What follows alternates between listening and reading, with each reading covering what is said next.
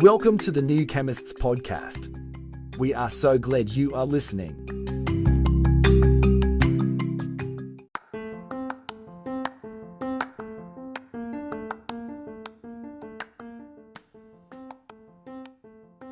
Welcome to the New Chemist podcast.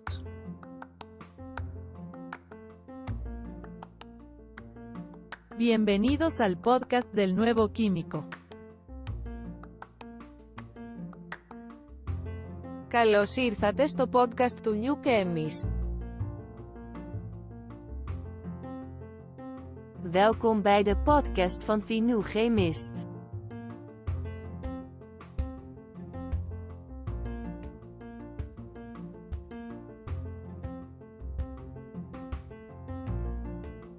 Bienvenue sur le podcast du nouveau chimiste.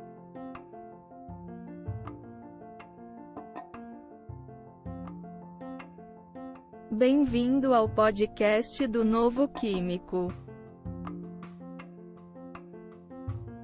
Welcome to the New Chemist podcast.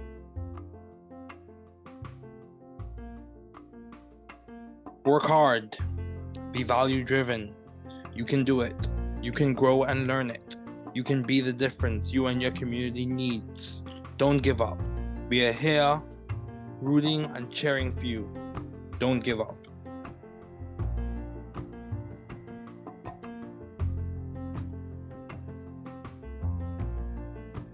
Travaillez dur. Soyez axés sur la valeur. Tu peux le faire. Vous pouvez grandir et l'apprendre. Vous pouvez être la différence dont vous et votre communauté avez besoin. N'abandonnez pas. Nous sommes ici pour vous encourager et vous encourager. N'abandonnez pas.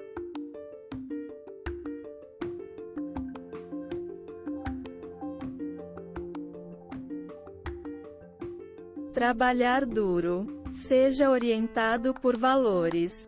Você consegue. Você pode crescer e aprender.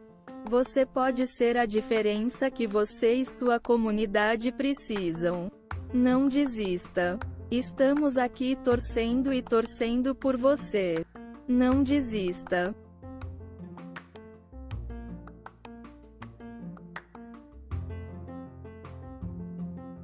Δούλεψε σκληρά. Να οδηγείτε στην αξία. Μπορείς να το κάνεις. Μπορείτε να μεγαλώσετε και να το μάθετε. Μπορείτε να είστε η διαφορά που χρειάζεστε εσείς και η κοινότητά σας. Μην τα παρατάς. Είμαστε εδώ για να σας ζητοκραυγάσουμε. Μην τα παρατάς.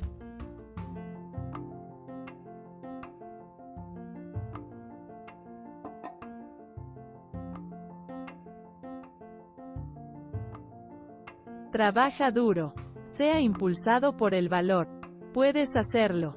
Puedes crecer y aprenderlo. Usted puede ser la diferencia que usted y su comunidad necesitan. No te rindas, estamos aquí animándote y animándote. No te rindas.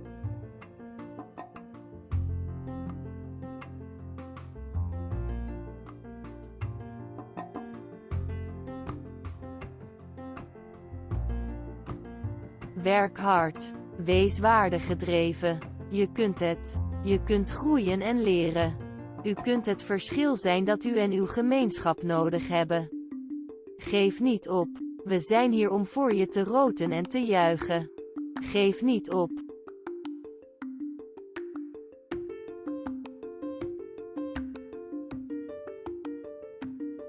Work hard. Be value driven. You can do it. You can grow and learn it. You can be the difference you and your community needs. Don't give up. We are here rooting and cheering for you. Don't give up.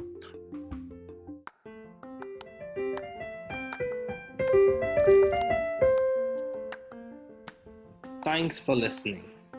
We're glad you were able to tune into this podcast. Once again, this is The New Chemist, where we discuss chemistry, which simply put is the science of change, as well as the other sciences, careers, community, research, and COVID-19. Thanks again for listening.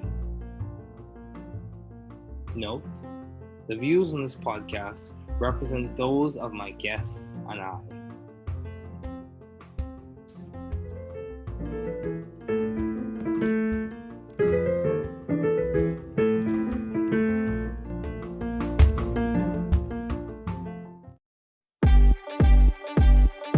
In the world of pharmacy, we lay the claim. Knowledge and compassion is the golden flame. Science and practice, side by side they groove. In a student's journey, we find the move.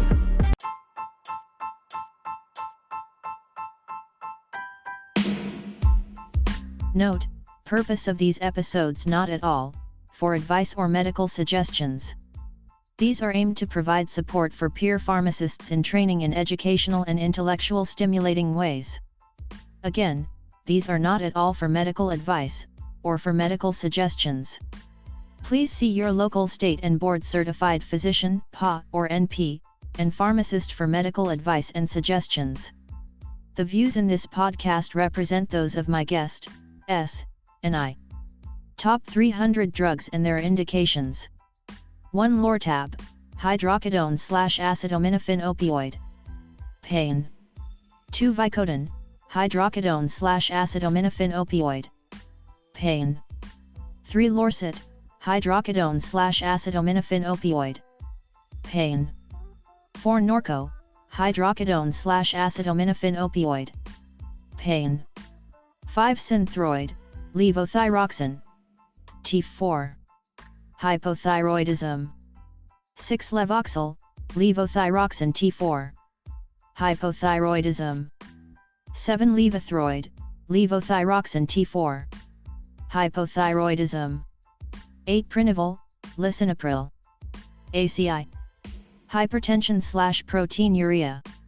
9 Zestrol, lisinopril ACI hypertension/proteinuria. 10 Xanax, alprazolam benzo. Anxiety. 11 Fortamate, metformin biguanide. Diabetes. 12 Glumetza, metformin biguanide. Diabetes. 13 Glucophage, metformin biguanide. Diabetes. 14 Lasix, furosemide loop diuretic hypertension/edema. 15 Prilosec, omeprazole. PPI GERD. 16 Zocor, simvastatin HGM-CoA reductase inhibitor dyslipidemia. 17 Livalo, pitavastatin HGM-CoA reductase inhibitor dyslipidemia. 18 Lescal, fluvastatin, HGM-CoA reductase inhibitor. Dyslipidemia. Take at bedtime. 19 Lipitor, atorvastatin HGM-CoA reductase inhibitor dyslipidemia. 20 Norvasc, amlodipine DHP calcium channel blocker hypertension. 21 Prevental, albuterol short-acting beta agonist rescue inhaler. 22 Ventolin, albuterol, short-acting beta agonist, rescue inhaler. 23 ProAir, albuterol short-acting beta agonist rescue inhaler. 24 Ambien, zolpidem imidazopyridine sleep. 25 Celexa, citalopram, SSRI anxiety/depression. 26 Hydrodiurol, hydrochlorothiazide diuretic. Hypertension. 27 Neurontin, gabapentin, GABA analog. Nerve pain epilepsy. 28 Zantac, ranitidine H2RA. GERD. 29 Ultram, tramadol central acting analgesic pain. 30 Bayers, aspirin. NSAID pain/inflammation/antiplatelet.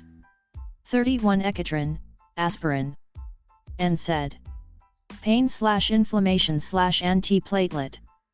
32 K-Dur, potassium supplement potassium. Low potassium. 33 Clercon, potassium supplement potassium. Low potassium. 34 Clonopin, clonazepam. Benzo. Anxiety/depression. 35 Coumadin, warfarin anticoagulant. 36 Yantoven, warfarin anticoagulant. 37 Singulaire, montelukast. Oral leukotriene receptor antagonist asthma/respiratory/also seasonal allergic rhinitis. 38 low pressor, metoprolol tartrate selective BB. Hypertension/HF. 39 Amrix, cyclobenzaprine muscle relaxant. Muscle relaxer. 40 Flexeril, cyclobenzaprine muscle relaxant. Muscle relaxer. 41 Fexmid, cyclobenzaprine muscle relaxant. Muscle relaxer. 42 Seroquel, quizapine fumarate atypical antipsychotics schizophrenia/bipolar. 43 Plavix, clopidogrel. Antiplatelet. Stroke prevention. 44 OxyContin, oxycodone opioid. Pain. 45 Deserol, trazodone tetracyclic antidepressant.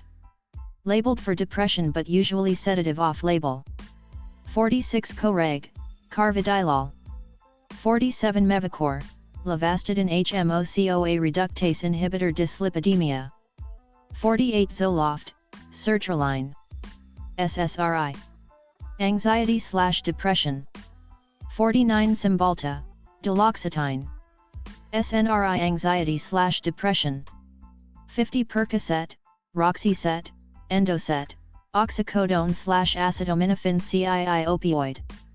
Pain. 51 Advair, fluticasone propionate/salmeterol zinafate bronchodilator. Asthma/COPD. 52 Lantus, insulin glargine, rDNA origin, insulin. Diabetes. 53 Toujeo, insulin glargine, rDNA origin, insulin. Diabetes. 300 units/ml. 54 Simlin, Simlin pen, pramlintide analog of amylin hormone diabetes. Do not give if skip a meal. 55 Toprol XL, metoprolol succinate cardioselective BB. HTN. 56 Zebita, bisoprolol. 57 Zithromax, Zmax, azithromycin macrolide. Bacterial infections. 58 Prozac, floxetine. SSRI. Anxiety/depression. 59 Effexor, venlafaxine. SNRI anxiety/depression/nerve pain. 60 Tenormin, atenolol cardioselective BB-HTN. 61 Elevel, amitriptyline. SNRI. Anxiety/depression/nerve pain. 62 Combivent, ipratropium bromide/albuterol sulfate, MDI, COPD asthma. 63 Wellbutrin, bupropion. Norepinephrine dopamine reuptake inhibitor antidepressant/smoking aid. 64 Zyban, bupropion. Norepinephrine dopamine reuptake inhibitor antidepressant/smoking aid. 65 Nexium, esomeprazole. PPI GERD. 66 Ativan, lorazepam benzo anxiety/panic attacks. 67 Tricor, fenofibrate fibrate dyslipidemia/triglycerides. Take with food cc. 68 Lexapro, escitalopram.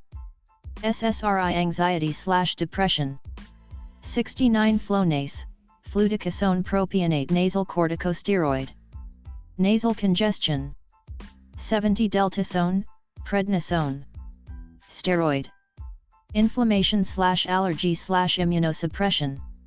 71 Depakote, D-valproex valproic acid seizure/bipolar.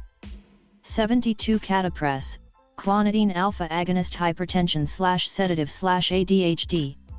73 Aldamet, methyldopa alpha agonist hypertension. 74 Cardizem, diltiazem. CCB. HTN and angina. 75 Karsha, diltiazem. 76 Tiazac, diltiazem. CCB. HTN and angina. 77 Soma, carisoprodol carbamate. Muscle relaxer. 78 Risperdal, risperidone atypical antipsychotic schizophrenia/antipsychotic. 79 Mobic, meloxicam. NSAID anti-inflammatory. 80 Detrol, tolterodine cholinergic incontinence. 81 Topamax, topiramate anticonvulsant seizure/nerve pain. 82 Motrin, ibuprofen. NSAID pain/inflammation. 83 Amoxil, amoxicillin trihydrate penicillin. Bacterial infection. 84 Trimox, amoxicillin trihydrate penicillin. Bacterial infection. 85 Moxitog, amoxicillin trihydrate penicillin. Bacterial infection. 86 Naproxen, naproxen. 87 Zestoretic, lisinopril/hydrochlorothiazide ACE inhibitor and thiazide diuretic. HTN. 88 Prinzide, lisinopril/hydrochlorothiazide ACE inhibitor and thiazide diuretic. HTN. 89 Reglan, metoclopramide. Prokinetic. Nacia/GERD. 90 Bactrim, sulfamethoxazole/trimethoprim sulfur antibiotic. Bacterial infection. 91 Septra, sulfamethoxazole/trimethoprim sulfur antibiotic. Bacterial infection. 92 Actos, pioglitazone. Thiazolidinediens. Diabetes. 93 Abilify, aripiprazole atypical antipsychotic schizophrenia/antipsychotic. 94 Fosamax, alendronate bisphosphonate osteoporosis. 95 Spiriva, Sheotropium bromide inhalation bronchodilator. COPD. 96 Flomax, Tamsulosin. Alpha blocker. BPH. 97 Lyrica, pregabalin anticonvulsant nerve pain. 98 Micronase, glyburide sulfonylurea. Diabetes. 99 Diabeta, glyburide sulfonylurea diabetes. 100 Aricept, dunpazilcholines teres inhibitor Alzheimer's. 101 Crestor, rosuvastatin HGMO-CoA reductase inhibitor dyslipidemia. 102 Valium, diazepam benzo anxiety/panic attacks. 103 Aldactone, spironolactone potassium sparing diuretic. HFHTN. 104 Inspra, eplerenone potassium sparing diuretic. HFHTN. 105 Bistolich, nebivolol. 106 Texturna, aliskiren and HCDZ. 107 Volturna, aliskiren and valsartan. 108 Protonix, pantoprazole. 109 Lamictal, lamotrigine antiepileptic. Seizure. 110 Copinex, levalbuterol. Laba asthma/COPD. 111 Glucotrol, Glucotrol XL, glipizide. Sulf diabetes. 112 Allegra, fexofenadine antihistamine. Hives itching allergy. 113 Pravachol, pravastatin. HGMO-CoA reductase. Dyslipidemia. 114 Premarin, estrogens conjugated cream estrogen. Menopause. 115 Imdur, ISMO, isosorbide mononitrate nitrate. Angina HTN. 116 Monokete, isosorbide mononitrate nitrate. Angina HTN. 117 Iserdil, dilatrate, isosorbide dinonitrate nitrate. Angina HTN. 118 Cipro, ciprofloxacin. Fluoroquinolone. Bacterial infection. 119 Diazide, triamterene/hydrochlorothiazide diuretic. HTN. 120 Maxide, triamterene/hydrochlorothiazide diuretic. HTN. 121 Phenergan, promethazine. Antihistamine. Allergies, pain, nausea. 122 Xyloprim, allopurinol xanthine oxidase inhibitors gout. 123 Nitrostat, nitroglycerin nitrates. Angina. 124 Nitroquick, nitroglycerin nitrates. Angina. 125 Prevacid, lansoprazole. PPI GERD. 126 Paxil, paroxetine. SSRI. Anxiety/depression. 127 Pexiva, paroxetine. SSRI anxiety/depression. 128 Vibramycin, doxycycline high-clat-tetracycline antibiotics. Bacterial infection. 129 Vibratabs, doxycycline high-clat-tetracycline antibiotics. Bacterial infection. 130 Adderall, amphetamine/dextroamphetamine salts CII-amphetamine. ADHD. 131 Novolog, insulin aspart, rDNA origin. Insulin. Diabetes. 132 Namenda, memantine NMDA receptor blocker Alzheimer's. 133 Duragesic, fentanyl transdermal opioid. Chronic pain. 134 Remeron, mirtazapine. SNRI. Anxiety/depression. 135 Zacia, ezetimibe cholesterol absorption inhibitor dyslipidemia. 136 Celebrex, Celecoxib. NSAID pain/inflammation. 137 Diovan, valsartan angiotensin reductase inhibitor. HTN. 138 Atarax, hydroxyzine HCl, OTC, antihistamine. Sleep, itching allergy anxiety. 139 Unisom, doxylamine antihistamine. Sleep. 140 Inderal, propranolol non-selective BB hypertension/HF. 141 Brevibloc, esmolol.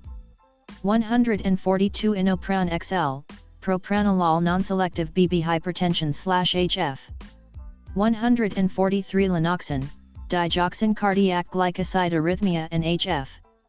144 Lanoxicaps, digoxin cardiac glycoside arrhythmia and HF. 145 Digitec, digoxin cardiac glycoside arrhythmia and HF. 146 Drisdol, vitamin D2, ergocalciferol inactive vitamin D. Bone health. 147 Ricotrol, vitamin D3, calcitriol active vitamin D. Bone health. 148 Amaryl, glympyride. Sulfuria. Diabetes. 149 Prandon, repaglinide miglutinidase. Rapid-acting glynidase. 150 Starlix, nateglinide miglutinidase. Rapid-acting glynidase.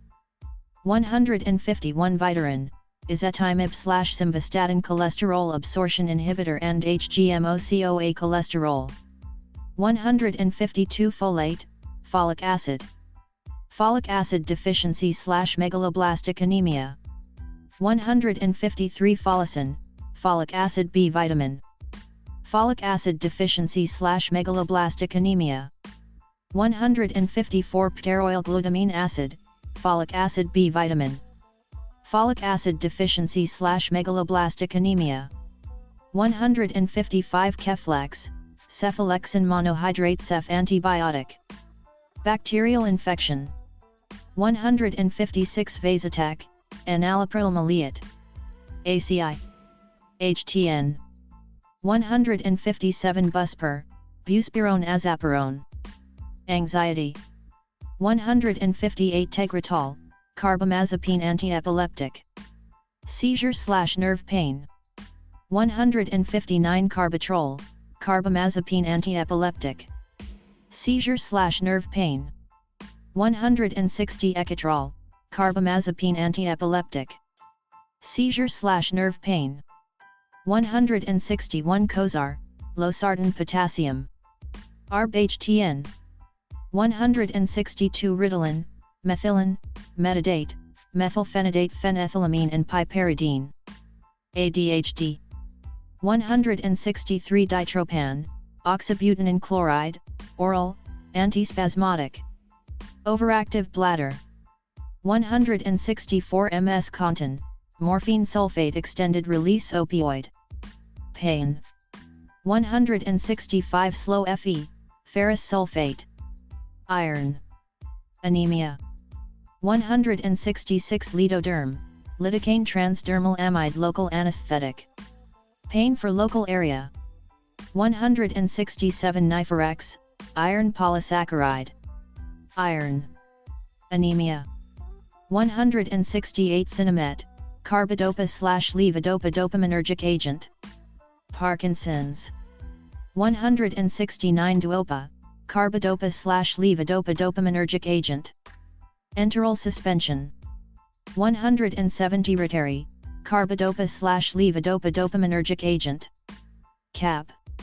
171 Stalevo, levodopa/carbidopa and entacapone, Compton. 172 Xanaflex, tizanidine. Centrally acting plus or minus 2 adrenergic agonist. Muscle spasms muscle relaxant. 173 Lyresil, baclofen muscle relaxant. 174 Isoptin, verapamil non-DHP-CCB. HTN, angina. 175 Calin, verapamil non-DHP-CCB HTN, angina. 176 Verolen, verapamil non-DHP-CCB. HTN, angina. 177 Requip, ropinrole dopamine agonist Parkinson's. 178 Scalaxin, metaxalone muscle relaxant. Muscle relaxer, pain. 179 Restoril, temazepam benzo. Anxiety. 180 Bentyl, dicyclamine gut antispasmodic. IBS. 181 Serux, oxazepam benzo. Anxiety. 182 Vistaril, hydroxyzine pamoate antihistamine. Anxiety itching. 183 Dilantin, phenytoin sodium extended anticonvulsant. Seizure. 184 Capsules, phenytoin sodium extended anticonvulsant. Seizure. 185 Diovan HCT, valsartan/hydrochlorothiazide ARB plus thiazide. HTN. 186 Diflucan, fluconazole. Antifungal.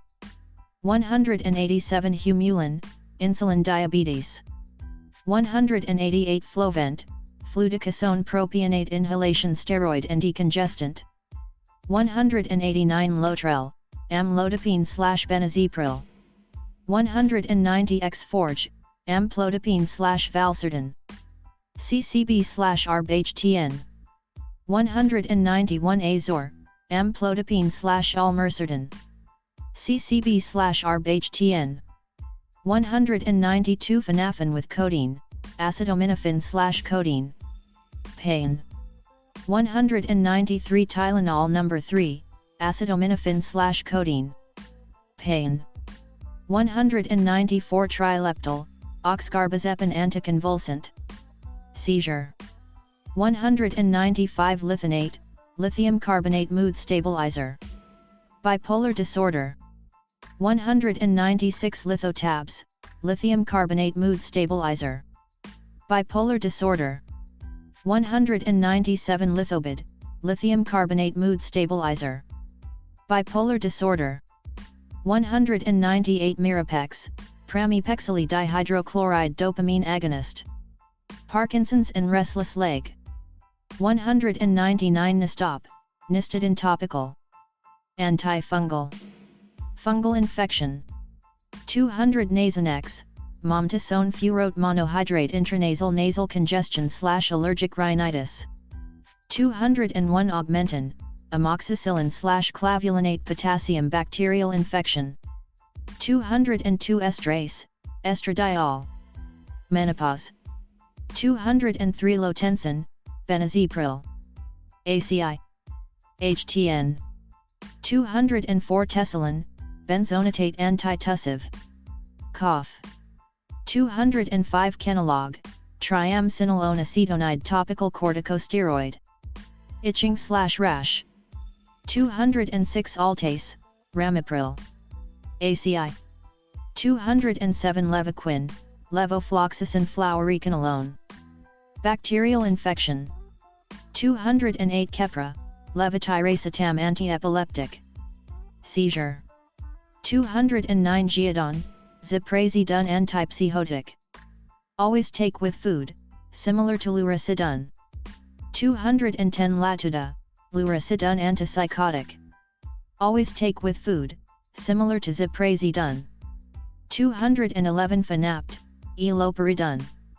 Antipsychotic. Same QT prolongation risk as ziprasidone.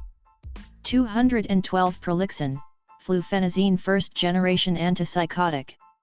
If decanoate is the salt, 2 to 4 weeks. 213 Humalog, insulin lispro, rDNA origin diabetes. 214 Methodos, methadone. Pain/opioid withdrawal. 215 Apidra, insulin glycine diabetes. 216 Lopid, gemfibrozil fibrate cholesterol/triglyceride. Take 3 hours before breakfast and dinner. 217 Benicar, olmesartan midoxamil. 218 Fioricet, butalbital/acetaminophen/caffeine migraine. 219 Medrol, methylprednisolone. Steroid. Inflammation/rash/allergies. 220 Pepsid, famotidine H2 blocker. GERD.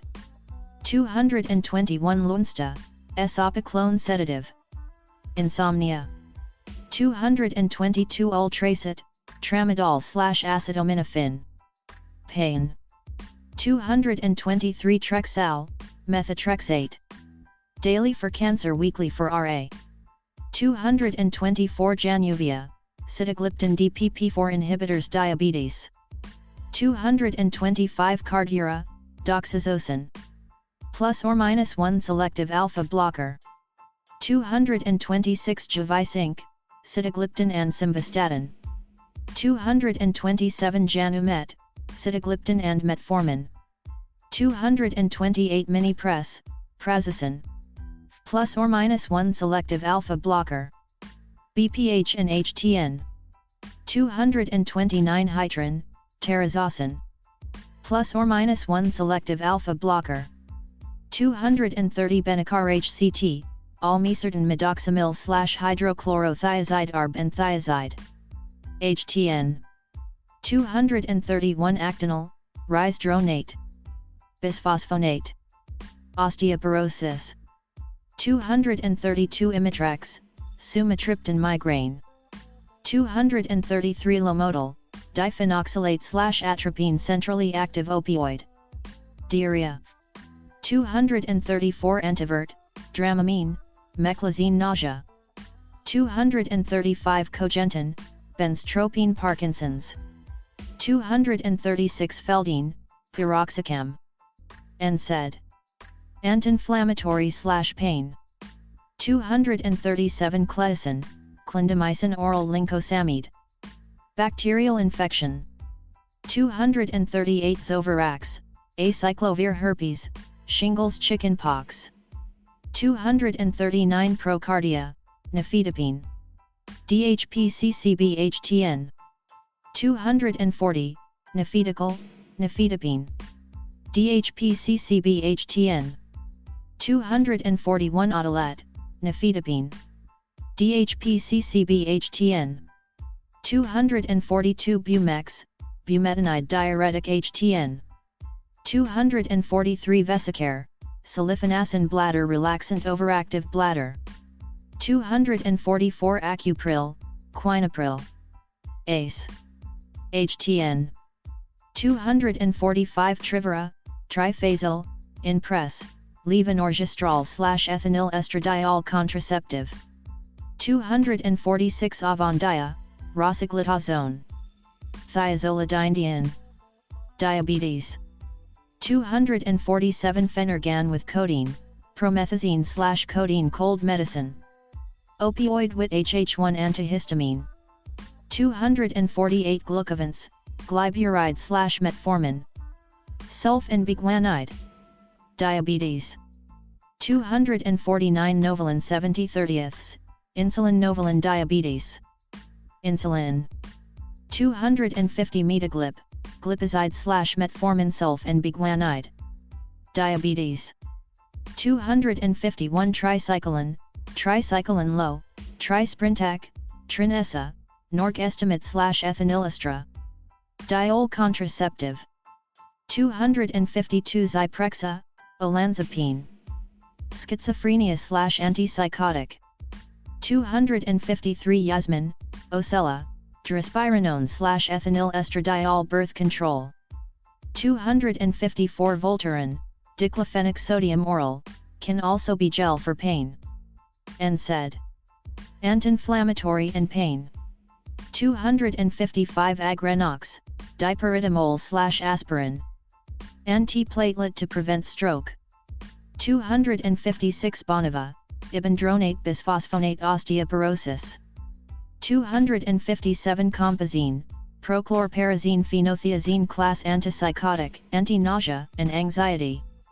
258 Compro, prochlorperazine phenothiazine class antipsychotic, anti-nausea and anxiety. 259 Bactroban, mupirocin. Antibiotic for skin infections. 260, Macrodantin, nitrofurantoin and antibiotic for UTI. 261 Furidantin, nitrofurantoin and antibiotic for UTI. 262 Macrobid, nitrofurantoin and antibiotic for UTI. 263 Lotrazone, clotrimazole/betamethasone dipropionate steroid/antifungal. It can treat fungal infections. 264 Flagyl, metronidazole. Antibiotic. 265 Robaxin, methocarbamol muscle relaxant. It can treat muscle spasms and pain. 266 Tussionex, chlorpheniramine/hydrocodone antihistamine/narcotic and narcotic. It can treat cough. 267 Evista, raloxifene. Estrogen modulator. Osteoporosis. 268 Provigil, modafinil stimulant for narcolepsy.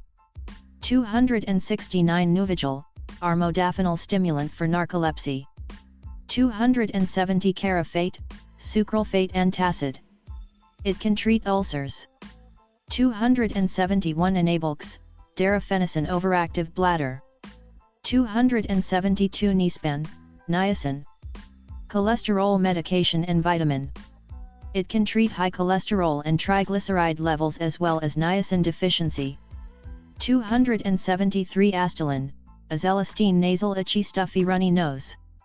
274 Relafin, nabumetone NSAID, anti-inflammatory, it can treat pain and arthritis. 275 Valtrax, valacyclovir herpes shingles, chicken pox.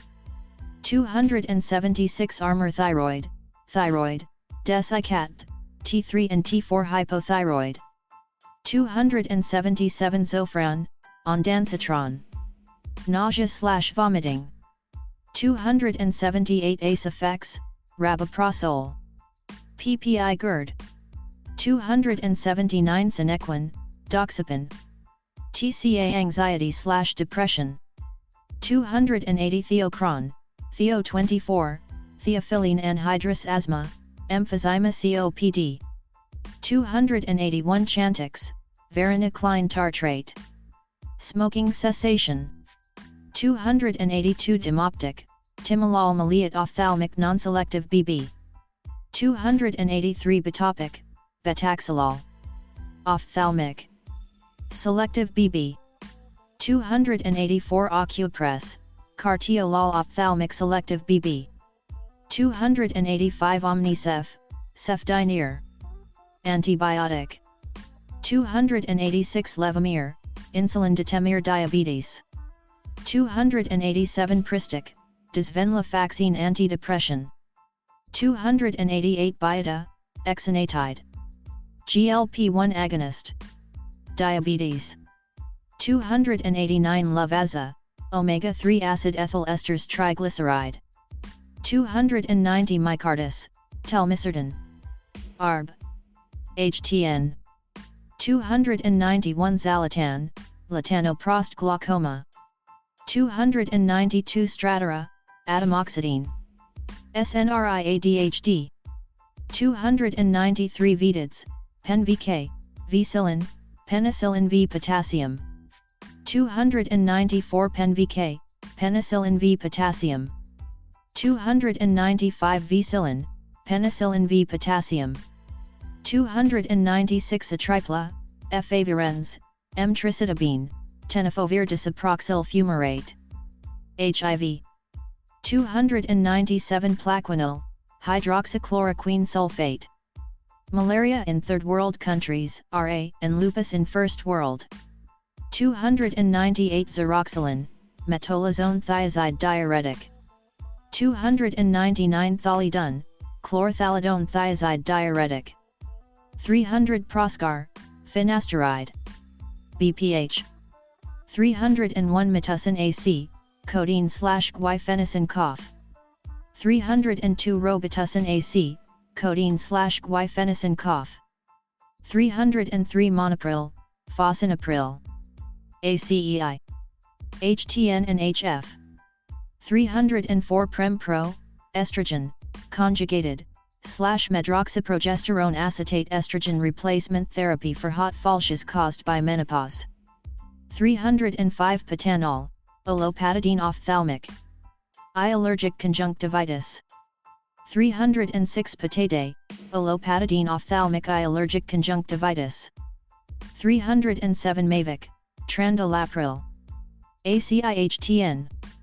308 Viveldot, estradiol topical hormone replacement. 309 Luminol, phenobarbital barabuate. Sedative. 310 Sulfaton, phenobarbital barabuate.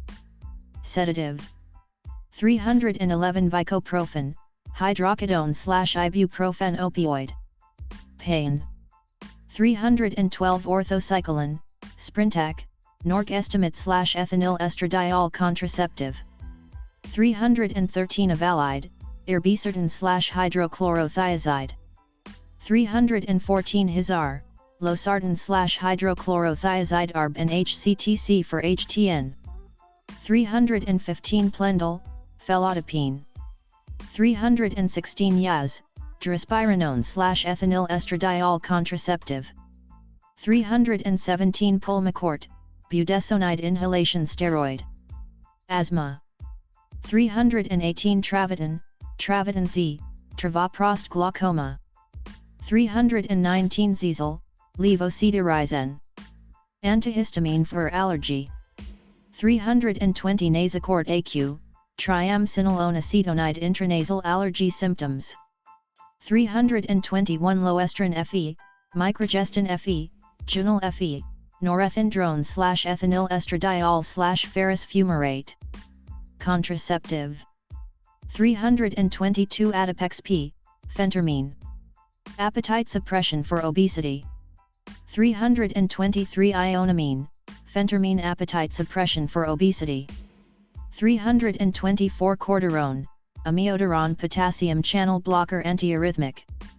325 Pacerone, amiodarone potassium channel blocker antiarrhythmic. 326 Nizoral, ketoconazole antifungal. 327 Avapro, irbesartan. 328 Pamelor, nortriptyline SNRI for depression. 329 Arimidex, anastrozole estrogen for cancer. 330 Avalox, moxifloxacin fluoroquinolone. 331 Tamiflu, oseltamivir flu vaccine. 332 Viagra, sildenafil citrate. Ed. 333 Apreoline, hydralazine. HTN. 334 Vivance, lisdexamfetamine dimesylate. ADHD. 335 Olfagan P, brimonidine tartrate. Glaucoma. Also it can treat facial redness caused by rosacea in its topical form. 336 Lidex, fluocinolone topical steroid. It can treat many skin disorders. It can also relieve pain, itching, and swelling of the skin. 337 Nistidine oral. This medication is used to treat fungal infections of the mouth. 338 minocycline tetracycline antibiotic. 339 Levbid, Levsinex, hyoscyamine gut spasmodic for IBS. 340 Levbid, hyoscyamine, gut spasmodic for IBS. 341 Levsinex, hyoscyamine gut spasmodic for IBS. 342 Chalice, tadalafil. 343 Cosopt, dorzolamide/timolol maleate non-selective BB. 344 Pyridium, phenazopyridine. Urinary tract pain. 345 Peridex, chlorhexidine gluconate. Chlorhexidine is an antibacterial used as an antiseptic and for other applications. 346 Periogard, chlorhexidine gluconate. Chlorhexidine is an antibacterial used as an antiseptic and for other applications. 347 Lumigan, bimetoprost anti-glaucoma. It can reduce pressure inside the eye in its eye drops form. As an eyelash solution, it can help eyelashes grow.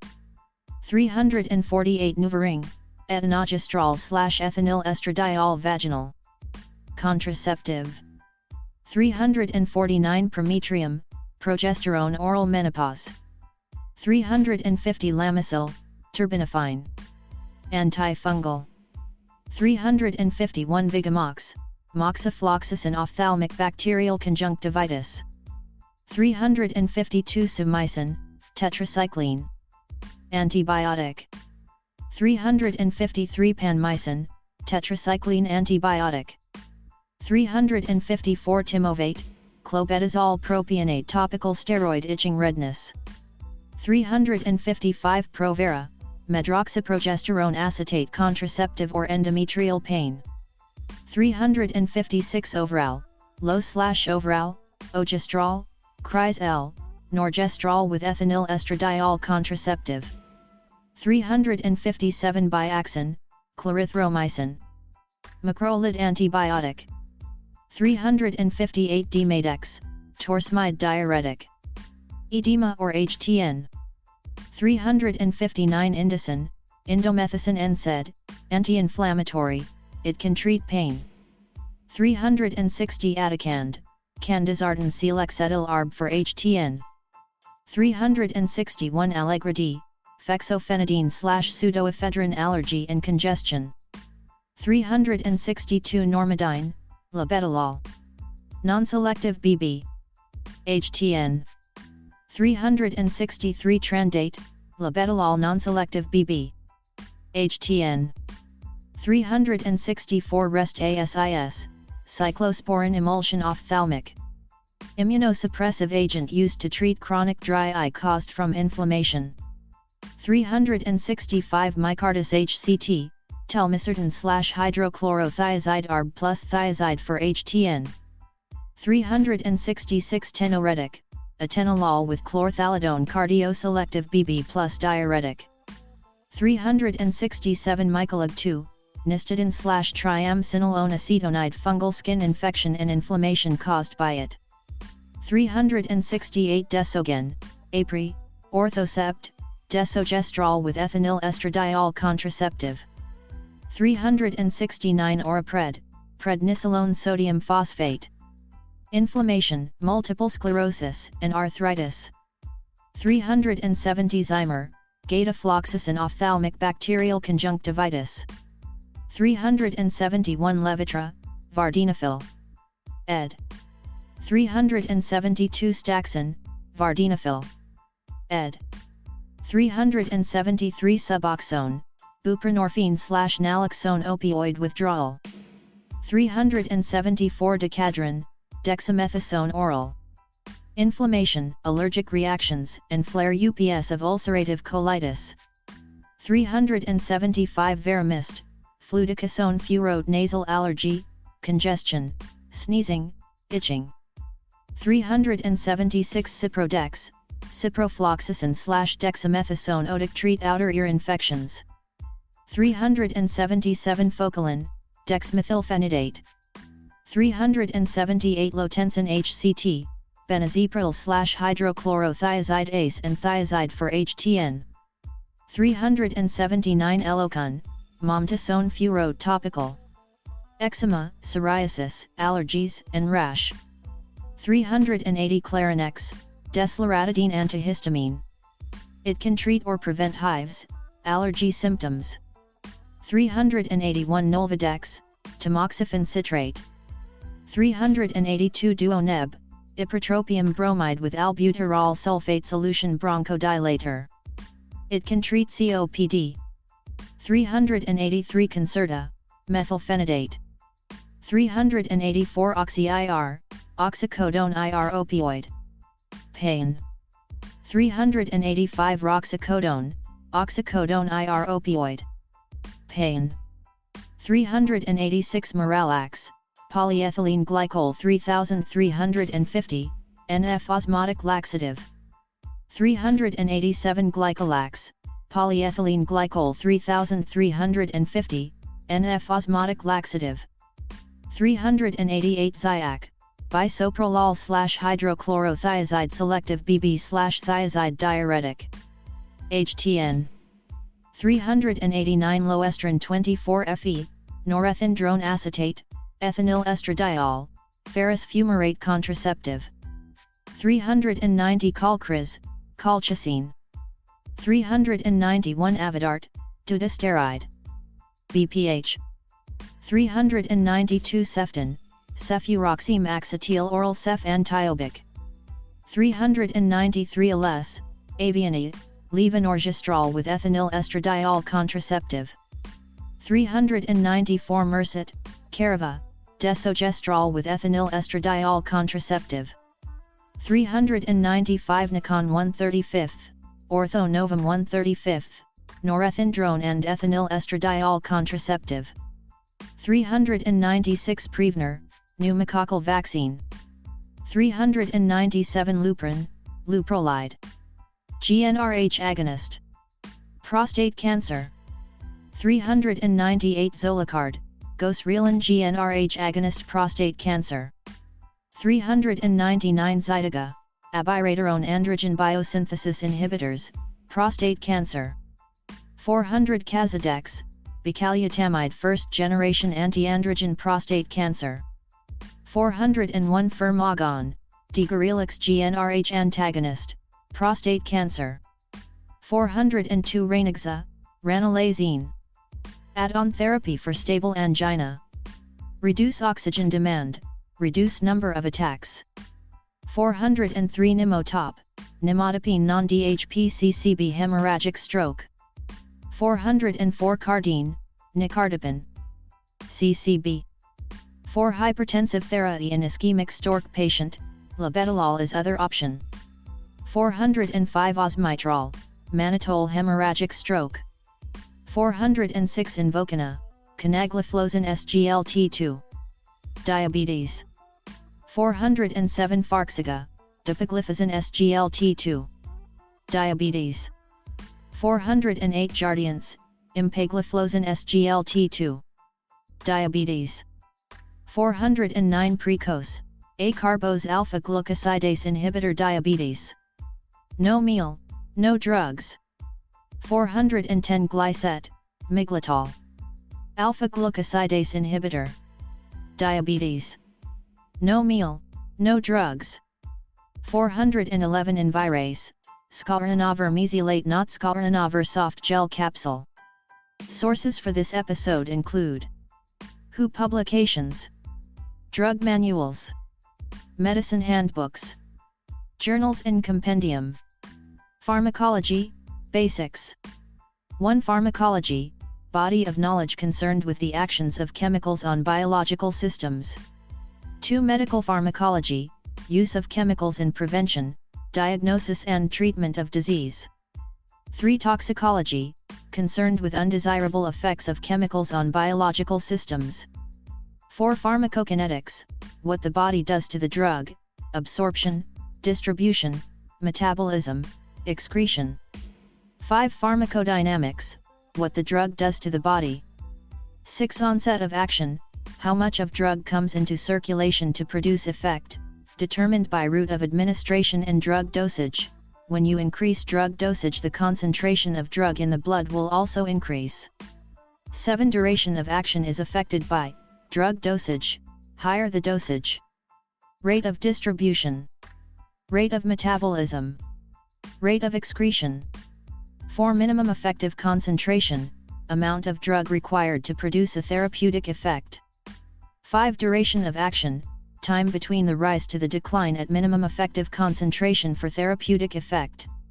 6. Mechanism of drug action, drug cannot produce any new action in the body, can act on enzymes, ion channels, upregulate or downregulate a system within the body. Effect physiology on the cells but do not produce new actions in body. 15. Ligands, signal molecules.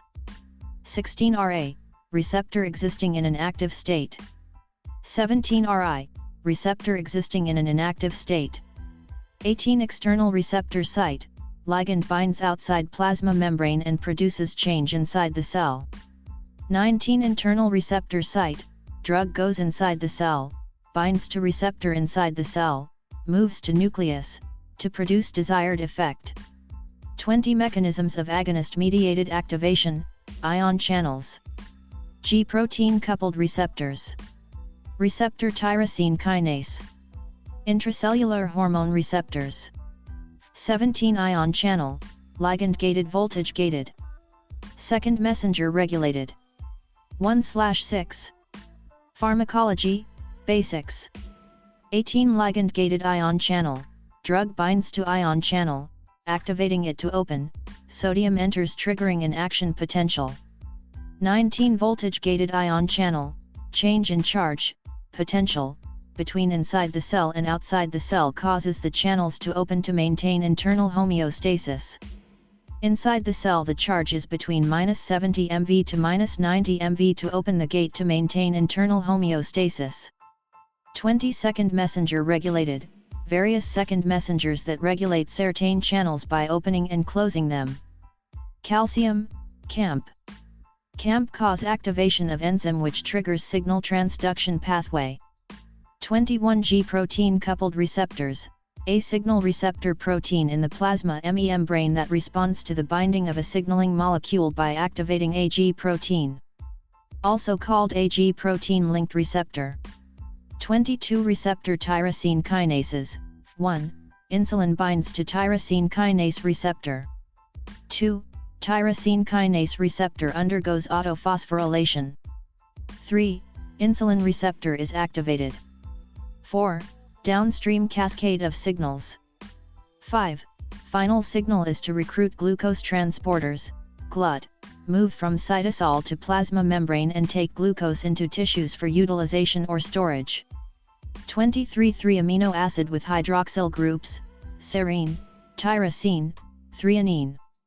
24. Kinase, enzyme that causes phosphorylation. 25. Intracellular hormone receptor, mostly steroids, enter the cell easily because they are lipids, bind to receptors inside the cell in the cytoplasm, get activated, move to nucleus, cause DNA transcription, which leads to the formation of particular proteins. 26. Affinity, measure of tightness in which a drug binds to a receptor. 27. Intrinsic activity, ability of a drug to activate a receptor upon binding. 28. Agonist, a drug that mimics the action of endogenous ligand. 29. Primary agonist, drug binds to the same recognition site as the endogenous agonist. 30. Orthosteric site, primary binding site. 31. Allosteric agonist, bind to a different region on the receptor. 32. Antagonist, drugs that block or reduce the activity of the agonist, have affinity but no intrinsic activity. 33. Syntopic interaction, competition with agonist for the same/overlapping site. 2/6. Pharmacology, basics. 34. Physical antagonist, physically interacts and nullifies the action of the drug X, charcoal, good absorbent, binds to alkaloid to form a complex and will be excreted. 35. Chemical antagonist, Drug forms compounds with other substances like Ca and Mg. X. Tetracycline binds with Ca in milk and then will be eliminated. 36. Physiological antagonist. A drug that counters the effects of another by binding to a different receptor and causing opposing effects. Drug that produces an opposite action by binding to a different receptor. X. Adrenaline is a physiological antagonist to histamine because adrenaline causes bronchodilation and histamine causes bronchoconstriction. 37. Pharmacological antagonist. Drug that binds to receptor and produces no effect, shows no intrinsic activity. 38. Partial agonist. A drug that binds to a receptor and causes a response that is less than that caused by a full agonist. 39. Inverse agonist. In the stomach, histamine receptors are constitutively activated without a stimulus, so under normal conditions they are operating at 20%. Inverse agonist inhibits these receptors, bringing them down to 0%. 40. Competitive agonist. Same binding site as agonist, resembles chemically with agonist, right shift on the dose-response curve, response depends on concentration. 41. Non-competitive agonist. Different binding site of agonist, not resembled chemically, downward shift of DRC, increasing agonist concentration won't make a difference. 42. How do we activate receptor site? 1. Open or close ion channels. 2. Speed up or slow down transporters. 3. Increase or decrease enzyme activity. 43. Efficacy. Maximum effect a drug can produce, can be measured with a graded dose-response curve. 44. Potency. Amount of drug needed to produce a given effect, determined by affinity of the receptor for the drug. 45. EC50. The dose required for an individual to experience 50% of the maximum effect. 46. ED50. Dose required to produce a therapeutic effect in 50% of the population, median effective dose. 47. Therapeutic index. A ratio that compares the blood concentration at which a drug becomes toxic and the concentration at which the drug is effective. Pharmacology, basics. LD50/ED50. 10:1 Safer drug because it has wider therapeutic index. 3:1 More dangerous drugs, needs more attention because the therapeutic index is narrow. 48. LD50, median lethal dose. 49. Tolerance, reduced response to a drug after prolonged use, develops gradually over a long period of time. X. Alcoholics needs more alcohol on the second day to feel the same effect from the first, liver is accustomed to alcohol so the enzymes are ready. 50. Pharmacokinetic tolerance, enhanced enzymatic breakdown reduces the amount of drug reaching its site of action. X. Barbiturates, carbamazepine, induce their own metabolism, autometabolism, autodestruction, on frequent repeated use. 51. Pharmacodynamic tolerance, tolerance caused by altered nervous system sensitivity, change in receptors. Action of drug is reduced because of downregulation of receptors, meaning that receptor expression or the amount of receptor present will be less, receptor is not as active as before. Or desensitization of receptors, meaning that receptors will not function as well, proteins could go through post-translation modification, meaning that they will lose, for example, a sulfide due to drug use losing their function, some changes are reversible, others are not. And that internalization of receptors, so receptor will not be available. An exhaustion of mediators, depletion of catecholamine, norepinephrine. 52. Natural inherent tolerance, genetic makeup makes an individual resistant or will have more response to a drug. 53. Acquired tolerance, occurs on repeated use of drug. X. Tolerance develops to sedative action of chlorpromazine but not to its antipsychotic action. Pharmacology, basics. Tolerance occurs to sedative action of phenobarbital but not to its anti-epileptic action. 54. Cross-tolerance, development of tolerance to pharmacologically related drugs. X. Partial tolerance between morphine and barbiturates. Complete cross-tolerance between morphine and pethidine, same drug class. 55. Tachyphylaxis, type of tolerance that occurs rapidly within minutes or seconds, only takes a small concentration of drug to cause this. 56 low, narrow, therapeutic index drugs, acetaminophen, theophylline, carbamazepine, digoxin, warfarin, lithium, phenytoin, gentamicin, vancomycin, antidepressants, tricyclic, insulin.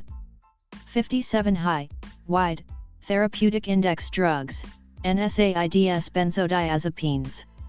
Most antibiotics furosemide, SSRI. 58 nitroglycerin, can cause tolerance. As pharmacist you must tell the PT they need to have a 10 to 12 nitrate-free period to prevent tolerance. Causes vasodilation.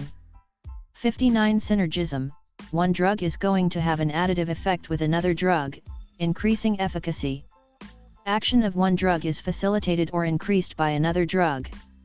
Or when one drug is inactive alone but active when combined with another. 60 additive, effect of two drugs in the same direction. X, amlodipine.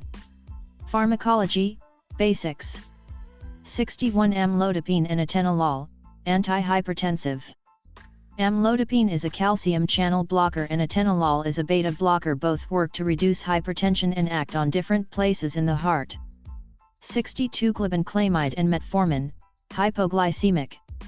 Glibenclamide is a sulfonylurea that increases insulin receptor sensitivity and causes secretion of insulin, acts on pancreas. Metformin acts on liver to control blood glucose level. 63 superadditive, potentiation effect of the combination is greater than the individual effects of each component. 64 acetylcholine and physostigmine, acetylcholine acts on muscle to produce effect, physostigmine is inactive. Both are degraded by acetylcholinesterase. When acetylcholine is alone the enzyme will break it down quickly. When you have physostigmine with it the enzyme doesn't know which one to attack. Competition between the two, so it increases the duration of acetylcholine. 65 levodopa and carbidopa. Levodopa treats Parkinson's disease by converting to dopamine to prevent movement disorder. When taken orally, levodopa is converted to dopamine in the intestine, causing adverse effects like nausea, vomiting. Give it with carbidopa, which prevents the breakdown in the intestines so that it can be transported to the brain, cross the BBB, where it can be converted to dopamine to act on the basal ganglia. 66 sulfamethoxazole/trimethoprim, inhibits two enzymes in formation of tetrahydrofolic acid, which is required for bacterial cell wall synthesis. If you want to kill the bacteria you need sulfamethoxazole to prevent the conversion of PABA to an intermediate product, and then you need trimethoprim to prevent the conversion of the intermediate product to tetrahydrofolic acid. 67 enalapril/hydrochlorothiazide, enalapril, angiotensin converting inhibitor, hydrochlorothiazide, diuretic. Acts on two different places to produce antihypertensive's effect. Drug stems. ANAB for angiogenesis inhibitors, e.g. pazopanib. Anseran. Anseran for serotonin receptor antagonists, especially 5-HT2 antagonists, e.g. ritonseran and mianseran. ANT for various receptors antagonists, e.g. adacaprant and rimonabant. ARIT for anti-arthritic agents, e.g. lobenzerit. ASE for enzymes, e.g. alteplase. Azepam. Azepam or azalam for benzodiazepines, e.g. diazepam and alprazolam. Caine for local anesthetics, e.g. procaine or cocaine. Caine for class I antiarrhythmics, e.g. procainamide. Coxib for COX-2 inhibitors, a type of anti-inflammatory drugs, e.g. celecoxib. MAB for monoclonal antibodies, e.g. infliximab, see nomenclature of monoclonal antibodies. NAB for cannabinoid receptor agonists, e.g. cannabidiol citation needed dronabinol. NABANT for cannabinoid receptor antagonists. NAVER for antiretroviral protease inhibitors, e.g. darunavir. ALOL for beta blockers, e.g. atenolol. PRIL for ACE inhibitors, e.g. captopril. Sartan for angiotensin II receptor antagonists, e.g. losartan. Tynab for tyrosine kinase inhibitors, e.g. imatinib. Vastatin for HMG-CoA reductase inhibitors, a group of cholesterol-lowering agents, e.g. simvastatin. Vir for antivirals, e.g. acyclovir or ritonavir. Arte for artemisinin antimalarials, e.g. artemether. Cef for cephalosporins, e.g. cephalexin. Io for iodine-containing radiopharmaceuticals, e.g. iobenguan. Vec for gene therapy vectors, e.g. ilipogene tiparvovec. Marin for messenger RNA products, e.g. tozinamran. Medication errors. What is a medication error? First, an error is an unintended act or an act that does achieve its intended outcome. Medication errors may be defined as any preventable actions that may contribute to the inappropriate or harmful use of a medicine by a patient. Why do medication errors occur? Medication errors may be defined as any preventable action that may contribute to the inappropriate or harmful use of a medicine by a patient. And they may occur due to the lack of focus, and concentration may be due to distractions and interruptions in a busy pharmacy.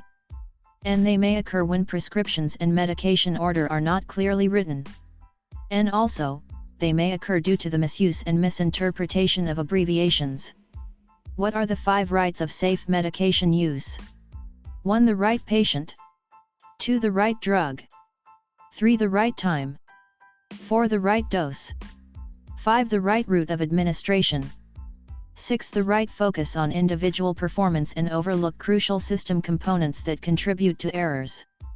Errors, however, can still occur even after these 5 rights have been verified. What are some system-based causes of medication errors? Some causes of medication errors are the lack of information about the patient, which includes parameters such as age, weight, allergies, diagnoses, pregnancy status, lab values, vital signs. Also, some system-based causes of medication errors are the lack of information about the drug, such as text or computerized references, and communication and teamwork failures. Other system-based causes are unclear, unlabeled, or look-alike drug labels and packages. Moreover, unsafe drug standardization, storage, and distribution, and non-standard, flawed or unsafe medication delivery devices can also cause medication errors. Other causes can include inadequate staff orientation, ongoing education, supervision, and competency validation. Also, inadequate patient education about medication and medication errors. Further, there is a lack of a supportive culture of safety, and also the failure to learn from mistakes. Interpretation of prescriptions and medication orders. 1. A prescription is an order for medication issued by a physician, dentist, or other licensed medical practitioner. 2. Prescriptions designate a specific medication and dosage to be prepared by a pharmacist and administered to patient.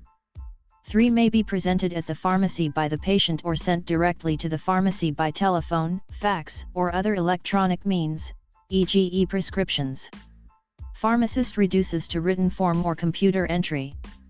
4. In hospitals and other institutions, a medication order is used. 5. For children include age, weight, and or body surface area. This may be required to calculate the appropriate dose. Prescriptions and medications orders. For handwritten prescriptions, tamper-resistant prescription pads have been developed. Prevent the unauthorized copying, modification, or counterfeiting of prescriptions. Tamper resistance is achieved through the use of 1. Security paper. 2. Erase-resistant paper. 3. Thermochromatic ink. 4. Embedded holograms. Probable causes of non-compliance. Unclear or misunderstood directions. Undesired side effects that discourage use. Lack of confidence in the drug or the prescriber. Discontinued use due to feeling better or worse. Economic reasons based on the cost of the drug. Absence of patient counseling. Confusion over taking multiple medications. Patient forgot to take medication. Percent compliance rate. Percent compliance rate, number of days supply of drug, over the number of days since Rx refill, multiplied by 100. There are levels of organization. From atom to molecule or compound to organelle to cell to tissue to organ system. Chemical level refers to the atoms, molecules, and macromolecules which form nucleic acids, proteins, carbohydrates, and lipids.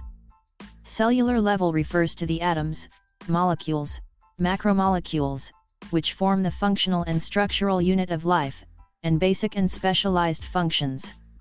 For the tissue level of organization, tissue level cells of similar shape and specialized function. There are 4 major tissue types. 1 muscle specialized for contracting and generating tension.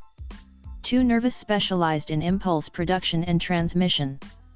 3 connective specialized in connecting and supporting. 4 epithelial specialized in surface lining and exchange.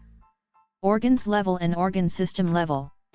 The organ level is composed of 2 or more tissues that perform a common function. The organ system level is composed of 2 or more organs that work to perform a common function that is essential to survival, and these include the digestive, respiratory, cardiovascular, and the human body contains 11 systems.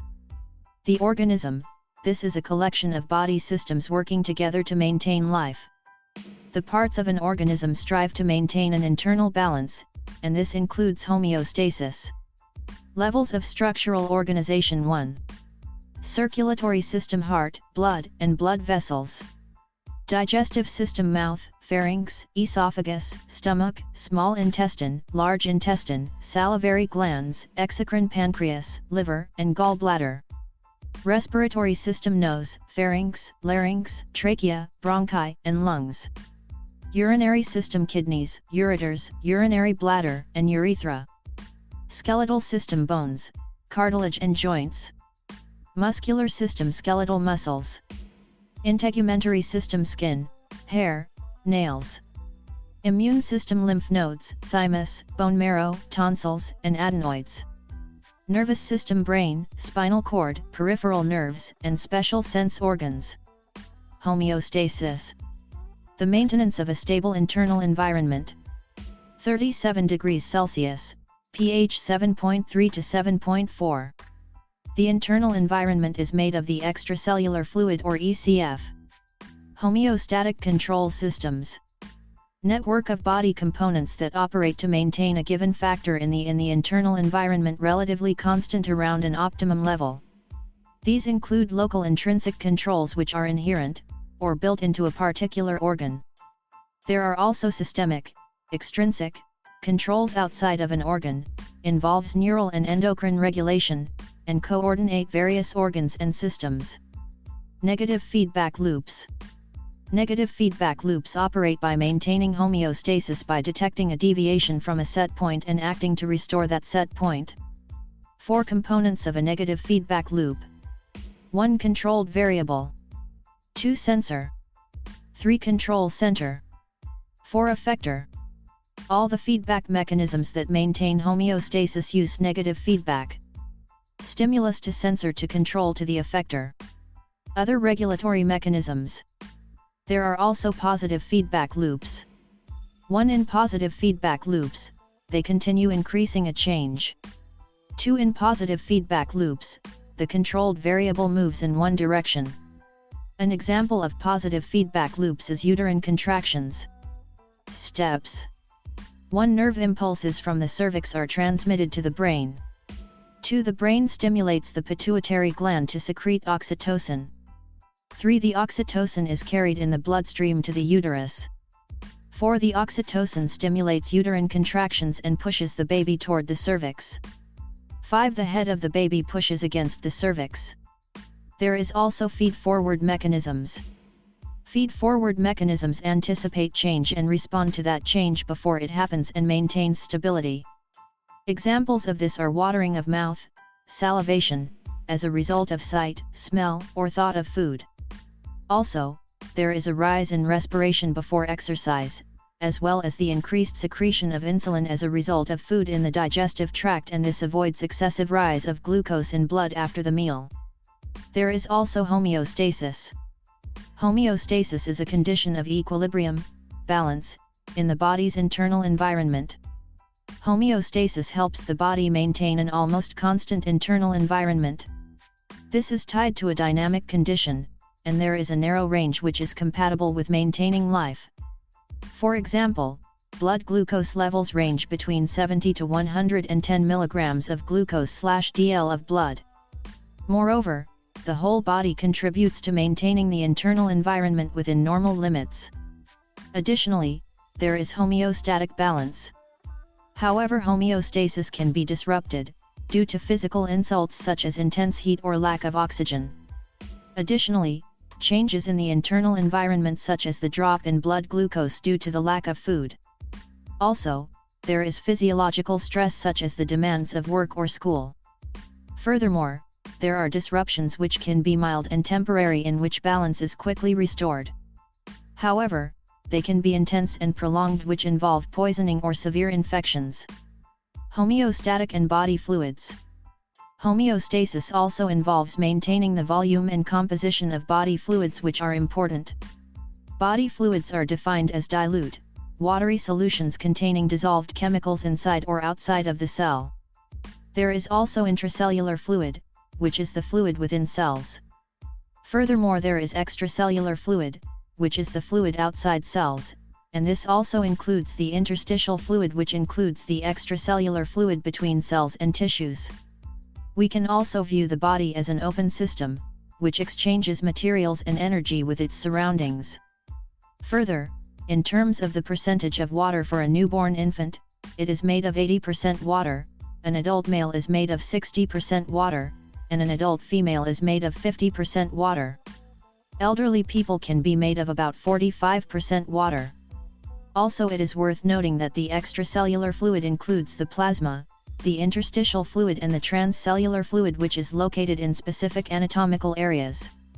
The transcellular fluid includes the CSF, the intraocular fluid, the pleural fluid, the peritoneal fluid, the synovial fluid and the digestive secretions. It is also worth noting that solutes involve dissolved particles. Electrolytes are charged particles inclusive of cations which are positively charged ions such as sodium cations and potassium cations. Anions which are negatively charged ions such as chloride ions, and bicarbonate ions. Additionally, non-electrolytes are uncharged such as proteins, urea, glucose, oxygen, and carbon dioxide. In terms of sodium concentration and potassium concentration, sodium is around the same in the plasma and interstitial fluid, however it is around 10 in skeletal muscle. However, for potassium, the ion concentrations in the plasma and interstitial fluid is rather small, however the concentration inside the skeletal muscle is large. Intra-ECF water redistribution. Plasma versus interstitium. This includes the balance of Starling forces acting across the capillary membrane. 1. Osmotic force. 2. Hydrostatic force. The balance between hydrostatic and colloid osmotic forces across the capillary membranes. There is also the intracellular versus the extracellular, which involves looking at the osmotic effect, e.g. electrolytes. It is important to note that plasma osmolarity measure ECF osmolarity. This is good since plasma is clinically accessible, and dominated by sodium ion concentration and the associated anions. Also, under normal conditions, ECF osmolarity can be roughly estimated as P_osm equals 2 times the concentration of sodium in the plasma, which is 270 to 290 milliosmolar. The ECF vs ICF. The extracellular fluid contains large amounts of sodium, chloride, and bicarbonate ion. Nutrients for the cells, such as oxygen, glucose, fatty acids, and amino acids. It also contains carbon dioxide that is being transported from the cells to the lungs to be excreted. Additionally, other cellular waste products are being transported to the kidneys for excretion. Furthermore, the intracellular fluid contains 1. Large amounts of potassium, 2. Magnesium, 3. Phosphate ions instead of the sodium and chloride ions found in the extracellular fluid. The intracellular fluid contains special mechanisms for transporting ions through the cell membranes, which maintain the ion concentration differences between the extracellular and intracellular fluids. Homeostasis involves several types of regulation. There is thermoregulation, osmoregulation, and glucoregulation. The organs of homeostasis are the brain, muscles, skin, lungs, pancreas, and kidneys. Why control temperature? Environmental temperature is constantly changing. However, the body must be kept at a constant temperature of 37 degrees Celsius. This is the optimum temperature for the body's enzymes. Even the slight changes in body temperature can have a life-threatening effects on health. If body temperature falls too low, reactions become too slow for cells to survive too high, and the body's enzymes are at risk of denaturing. Some important properties of carrier proteins are that they are stereoselective, there can be channel saturation which in diabetes is uncontrolled, and there can be competition. Channel saturation, in simple diffusion, increases proportionally with concentration of substance. Classes of antineoplastic agents include G2 inhibitors, M inhibitors, G1 inhibitors, and S inhibitors. G2 involves double-checking the DNA. M or mitosis involves cell splitting. G1 involves the cell contents being duplicated and S involves the DNA synthesis. G2 inhibitors are etoposide, tenofovir, irinotecan, topotecan. S inhibitors are azathioprine, cladribine, cytarabine, 5-fluorouracil, 6-mercaptopurine, hydroxyurea, and methotrexate. Also, M inhibitors include vincristine, vinblastine, paclitaxel, and eribulin. Also, G1 inhibitors include cisplatin, busulfan, cyclophosphamide, and nitrosoureas. Antineoplastics agents. The international non-proprietary name or official generic name will be followed by the route of administration, which will be followed by the mechanism of action. After which we will read the indications and the major toxicities. The first group of antineoplastic agents includes 1. Cytotoxic antineoplastics. The first subgroup of this group is 1. Nucleoside analogues. 1. Azacitidine. The route of administration can be subcutaneous or intravenous. The mechanism of action involves azacitidine acting as a DNA methyltransferase inhibitor and azacitidine incorporates itself into RNA, hence inhibiting gene expression. The indications for azacitidine include myelodysplastic syndromes, acute myeloid leukemia and chronic myeloid leukemia. Additionally, the major toxicities include myelosuppression, kidney failure, uncommon/rare, renal tubular acidosis and hypokalemia. Reference: NIH website www.ncbi.nlm.nih.gov/books/NBK548022. Antineoplastic agents. Alkylating agents. O-altritamine, bendamustine, busulfan, carmustine, chlorambucil, cyclophosphamide, dacarbazine, ifosfamide, lomustine, lurbinectidine, mechlorethamine, melphalan, procarbazine, streptozicin, temozolomide, thiotepa, trabectedin. O-platinum coordination complexes. Carboplatin, cisplatin, oxaliplatin.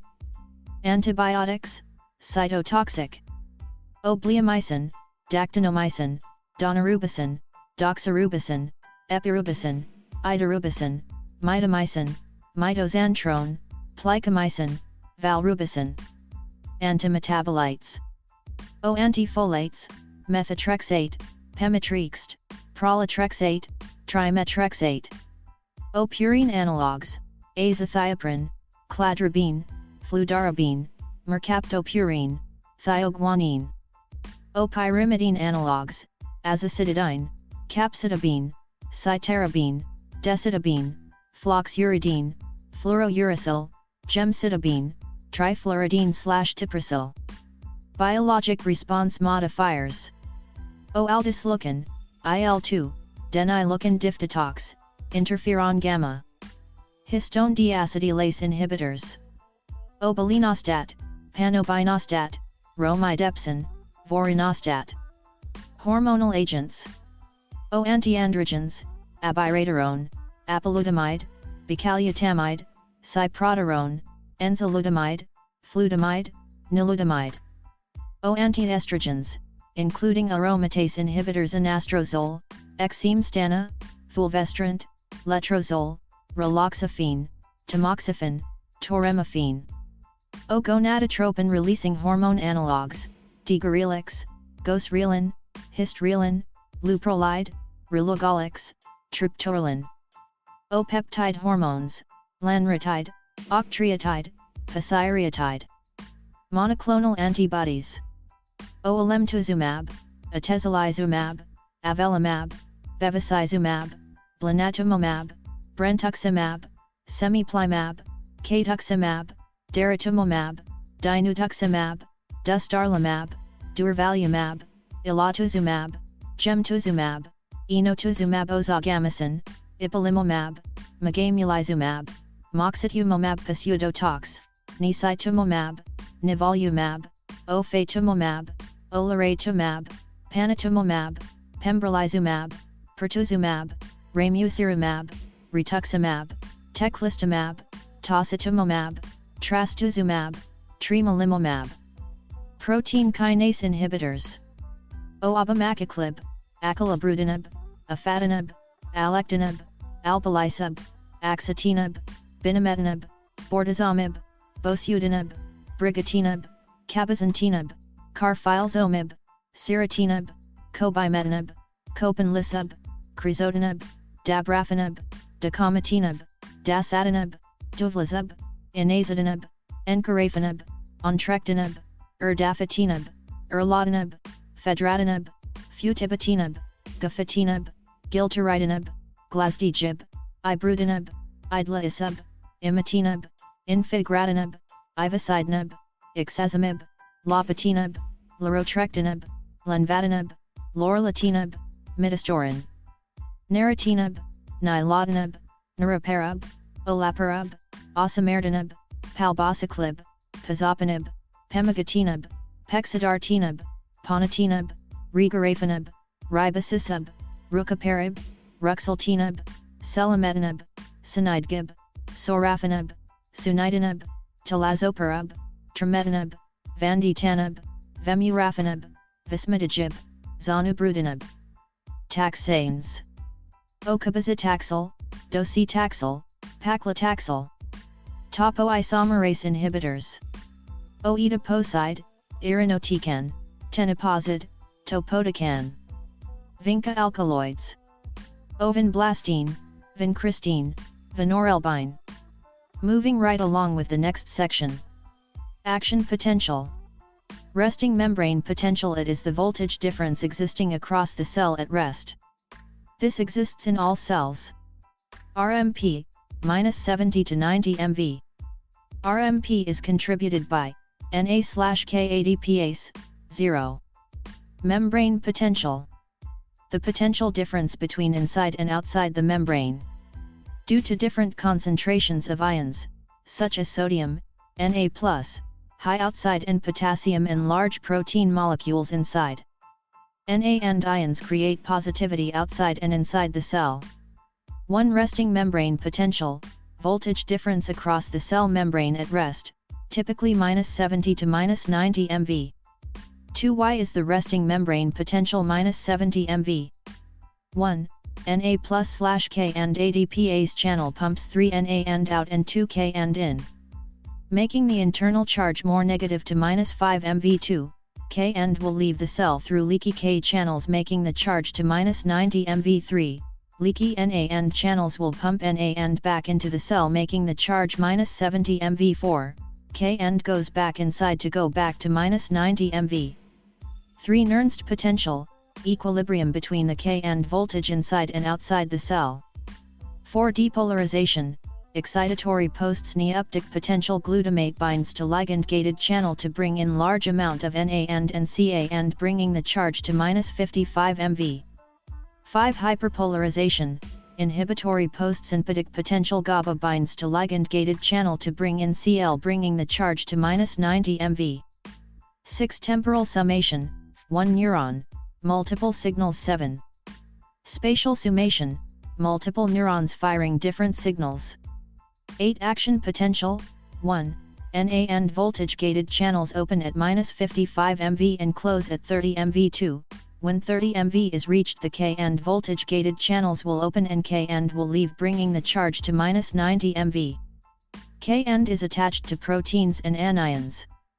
Simultaneously, Ca and tells the vesicles to release acetylcholine via exocytosis. 9 Absolute refractory period, depolarization and repolarization. 10 Relative refractory period, hyperpolarization. Routes of administration guide.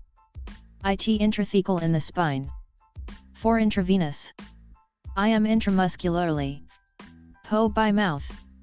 Topical referring to applying to a specific place on the body such as skin or mucous membranes.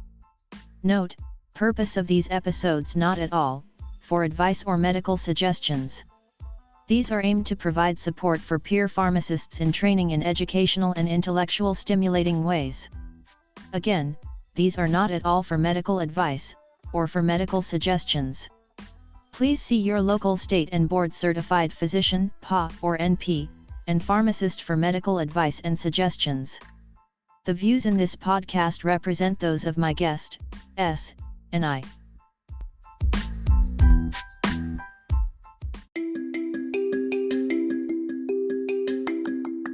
It has begun with the CYP450 Metabolism Fun 1A1, you just won, with the detoxification and aromatic hydrocarbon enzymatic hydroxylation 1A2, this is cool.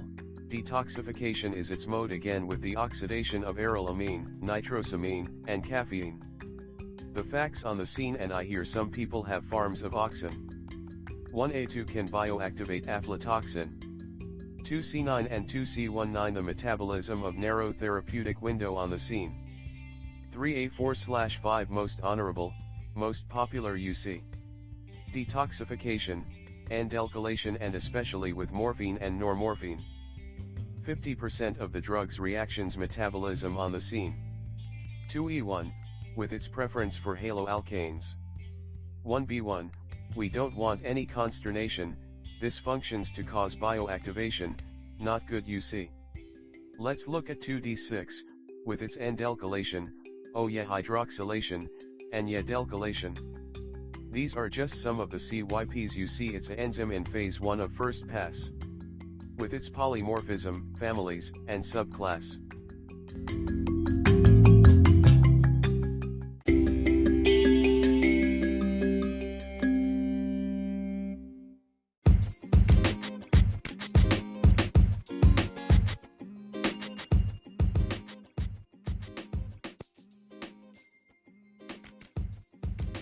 Okay, this is another addendum to the episodes entitled The Journey to NAPLEX Success.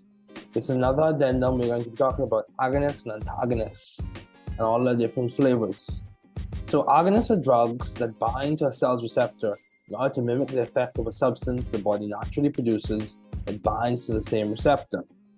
Two main classes of receptor ligands in pharmacology. We have agonists and antagonists, and the references for this episode will be listed in the episode description. So agonists tend to be smaller molecules that affect the activation of receptors. Note, this may result in stimulation or inhibition of the cell and organ function. Full agonists produce maximal biological response. Full agonists produce maximal biological response. Has maximal positive intrinsic activity, aka efficacy.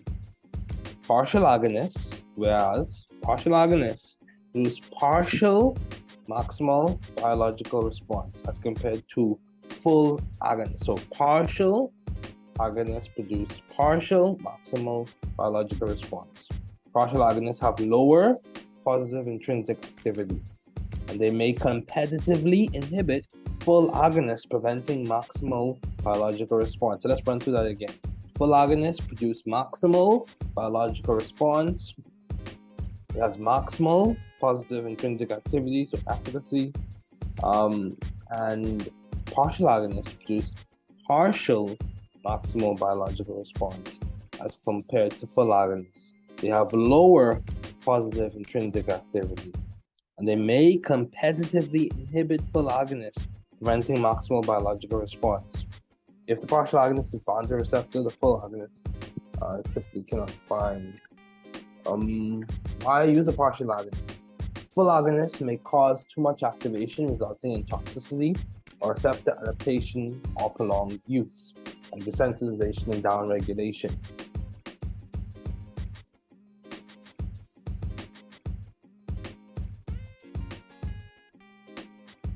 The lower efficacy of partial agonists minimizes these complications. Now you also have inverse agonists.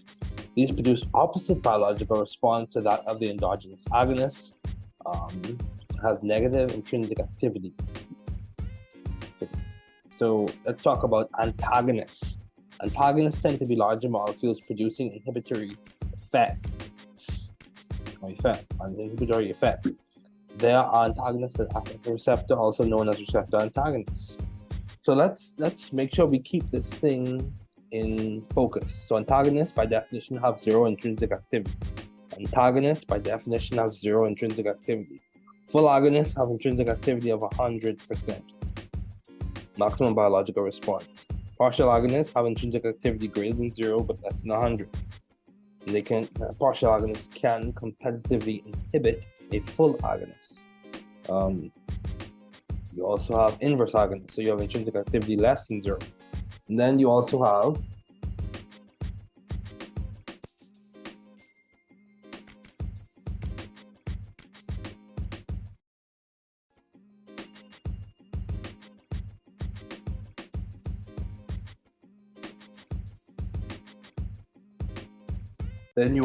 non-competitive antagonists, and those can be unsurmountable, depending on them being irreversible, allosteric. You will get to that. So let's keep going. Just a quick note: efficacy is referring to different levels of biological response or intracellular signaling when they occupy the same receptor. Intrinsic activity refers to the maximal possible effect that can be produced by a drug. Intrinsic activity is determined by the drug-receptor relationship for a drug that acts on the receptor. Okay, you also have efficacy.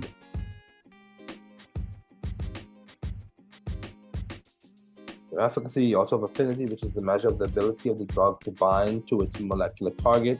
So the affinity is a measure of the ability of the drug to bind to its molecular target. The VC50, which is a measure of the potency of the drug. So let's keep going. Antagonists. They tend to be larger molecules exhibiting inhibitory effects. There are antagonists that act at the receptor. These are known as receptor antagonists. Antagonists do not have intrinsic activity. They simply block the agonists from binding. So if we think about these things on a spectrum, we think about efficacy related to the endogenous ligand. You have a full inverse agonist at less than 0, a partial inverse agonist still less than 0. You have your antagonist at 0, and you have your partial agonist, which is greater than 0 and less than 100. We're talking about intrinsic activity, and then you have your full agonist at 100%. Okay, intrinsic activity, positive intrinsic activity. So competitive antagonists, reversible or surmountable, binds to a receptor at the same site as the endogenous or pharmacological agonist, blocking agonist binding and therefore receptor activation. So it binds to a receptor at the same site as an endogenous or pharmacological agonist, blocking agonist binding and therefore receptor activation. Okay, so if you were to look at the plot of an agonist versus agonist effect, when you include the competitive antagonist, it shifts to the right. These are ideal scenarios, of course. Okay, antagonism can be reversed by increasing the amount or dose of agonists. Thus, we have the surmountability. This is talking about competitive antagonists. So competitive antagonists do not affect agonist efficacy. They do decrease affinity and potency. So competitive antagonists do not affect agonist efficacy. They do decrease affinity and potency. Competitive antagonists have affinity or potency for the receptor, but not intrinsic activity. By definition, an antagonist does not have intrinsic activity. Receptors can interact with agonists or the competitive antagonists. Okay. And that is exclusive. Okay, non-competitive receptor antagonists. Non-competitive receptor antagonists.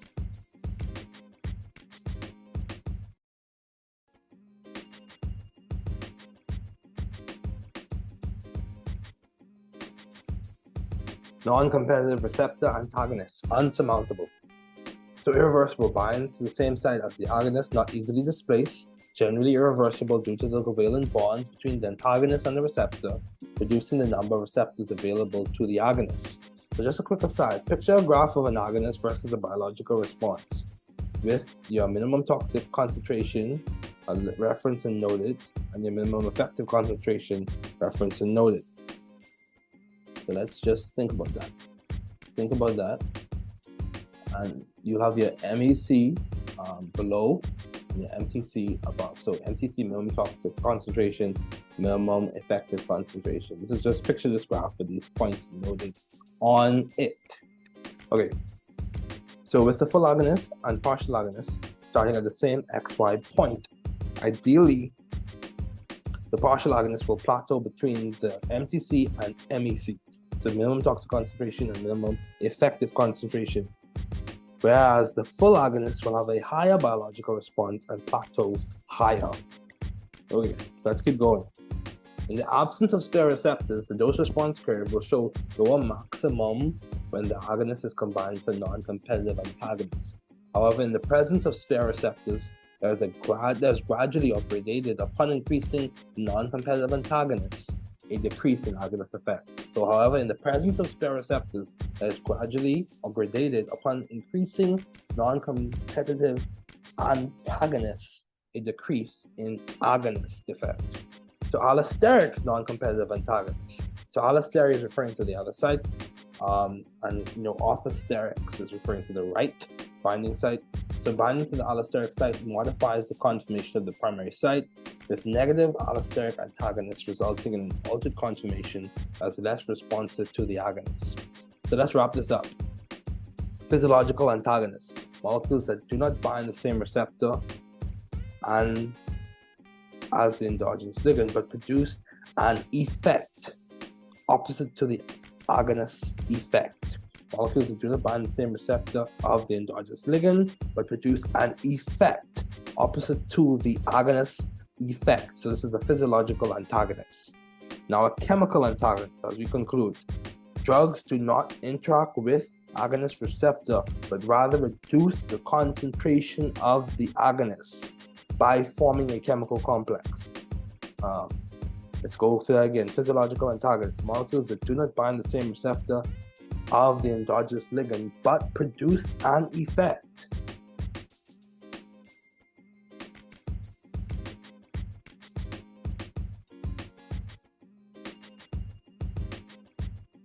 opposite to the agonist effect. Chemical antagonists, drugs do not interact with agonist receptor, but rather reduce the concentration of an agonist by forming a chemical complex. So hopefully this helped. These are important terms. It's important to know these things. These are like in a way, these are very important. Very, very important. So all the best. Take care. This is the conclusion of this addendum.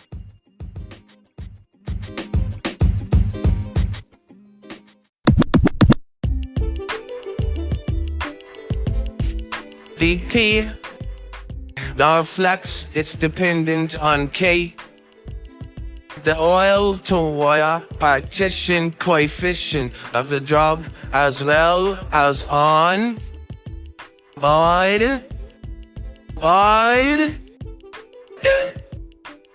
and in brackets C1 minus C2. Tom. Ionization of a weak electrolyte. You know, I always wanted to be an acolyte, a thurifer, a catechist, or a trumpeter, you see.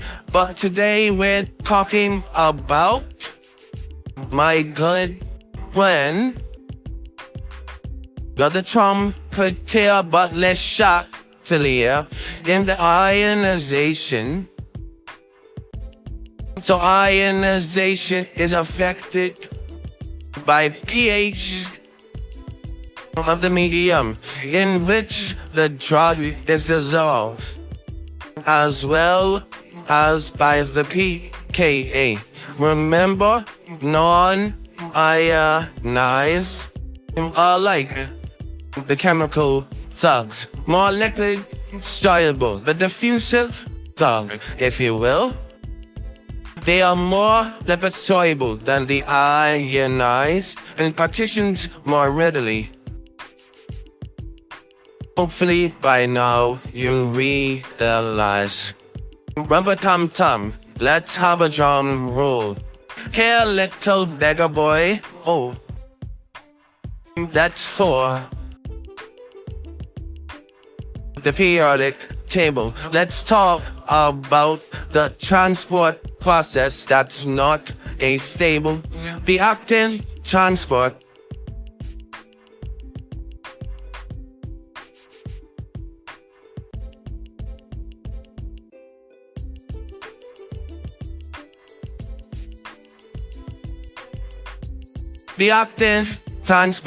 of the drug, with it moving across a concentration gradient, requiring energy, selective potentially, saturation possibility, and competitive it can be. Yet we must look across the hall and see that facilitated diffusion is on the carrier-mediated transport system walls.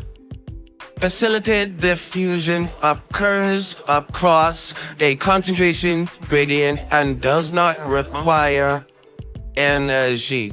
Obrigada, e você, como você está? Tudo bem, tudo.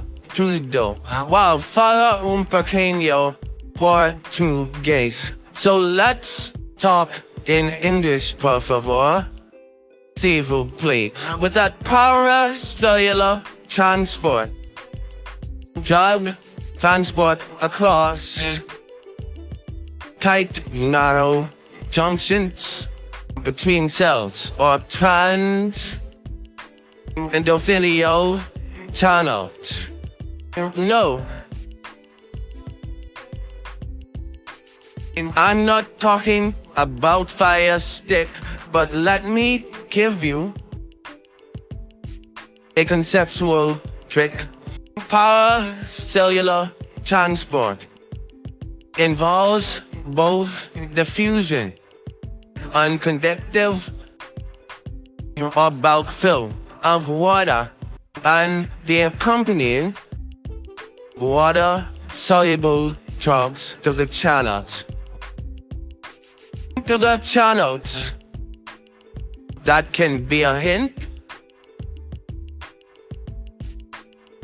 Now let's look at the vesicles. Newly minted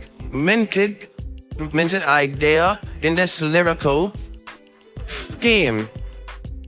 Vesicular transport is the process of engulfing particles or dissolved materials by a cell. Engulfment.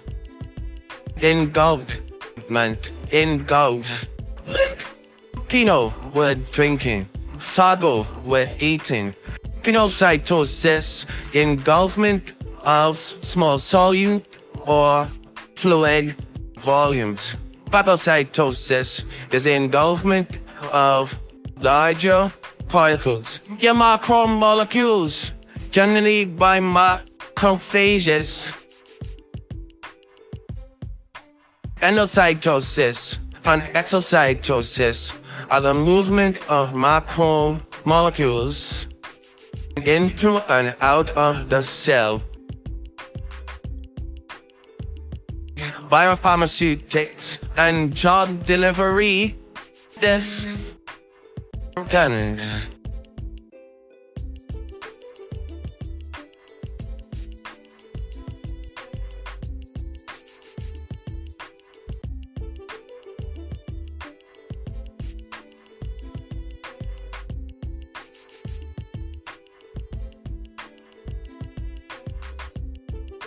So we've reached the end of this lyrical scheme. You see? We'll pick back up conceptually in episode 2B.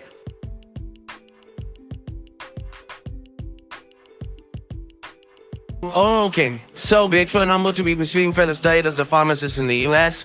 These episodes again will be under the theme, The Journey to NAPLEX Success. These will cover in summative form key points that stand to me as I embark on my journey as a pharmacy student and chart a course to NAPLEX Success. Note the purpose of these episodes, not at all for advice or medical suggestions, but to provide support for peer pharmacists in training in educational and intellectually stimulating ways. Not at all for medical advice or medical suggestions. Please see a local state and board certified physician, PA or NP, and pharmacist for medical advice and suggestions. The newcomer becomes a pharmacist in training, the journey to NAPLEX Success. The North American Pharmacist Licensure Examination, NAPLEX, is a standard examination created by the National Association of Boards of Pharmacy, NABP, to help individual state boards of pharmacy assess an individual's competency and knowledge so they may be given a license to practice. So this is an important exam.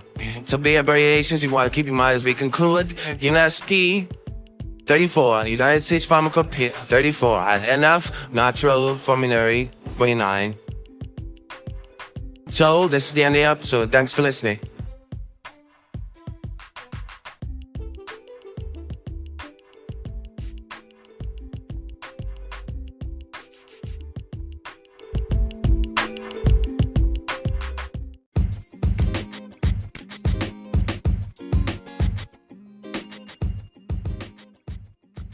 Grateful and humbled to be pursuing further studies as a pharmacist in training in the US. These episodes will be under the theme, The Journey to NAPLEX Success. These will cover, in summative form, key points that stand out to me as I embark on my journey as a pharmacy student and chart a course to NAPLEX Success.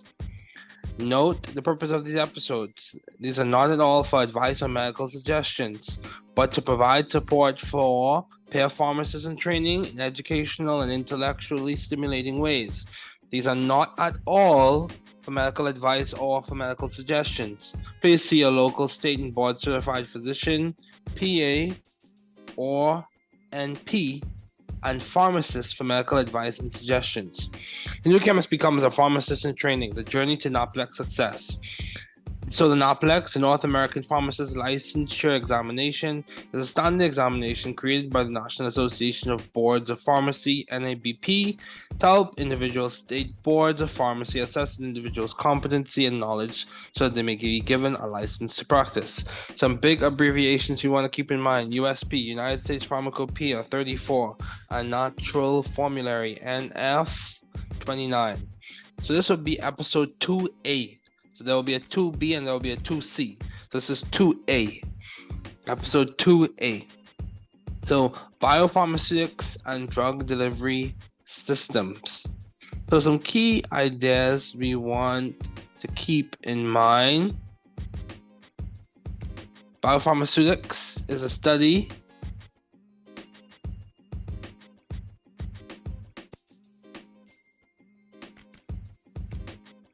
of the relation of the physical and chemical properties of a drug to its bioavailability, pharmacokinetics, and pharmacodynamics and toxicological effects. Key terms in review: your drug product. It is the finished dosage form, example tablet capsule solution, that contains the active drug ingredient in association with non-drug, usually inactive ingredients, excipients that make up the vehicle or formulation matrix. Drug delivery system is a more complete concept, which includes the drug formulation and the dynamic interaction among the drug, its formulation matrix, its container, and the patient. Bioavailability is a measurement of the rate and extent or amount of systemic absorption of the therapeutically active drug. Pharmacokinetics is the study of the body's effect on the drug, ADME. Pharmacodynamics is the study of the drug's effect on the body. So how we're going to do this episode is going to be completely lyrical. So we're going to begin the lyrical portion right now.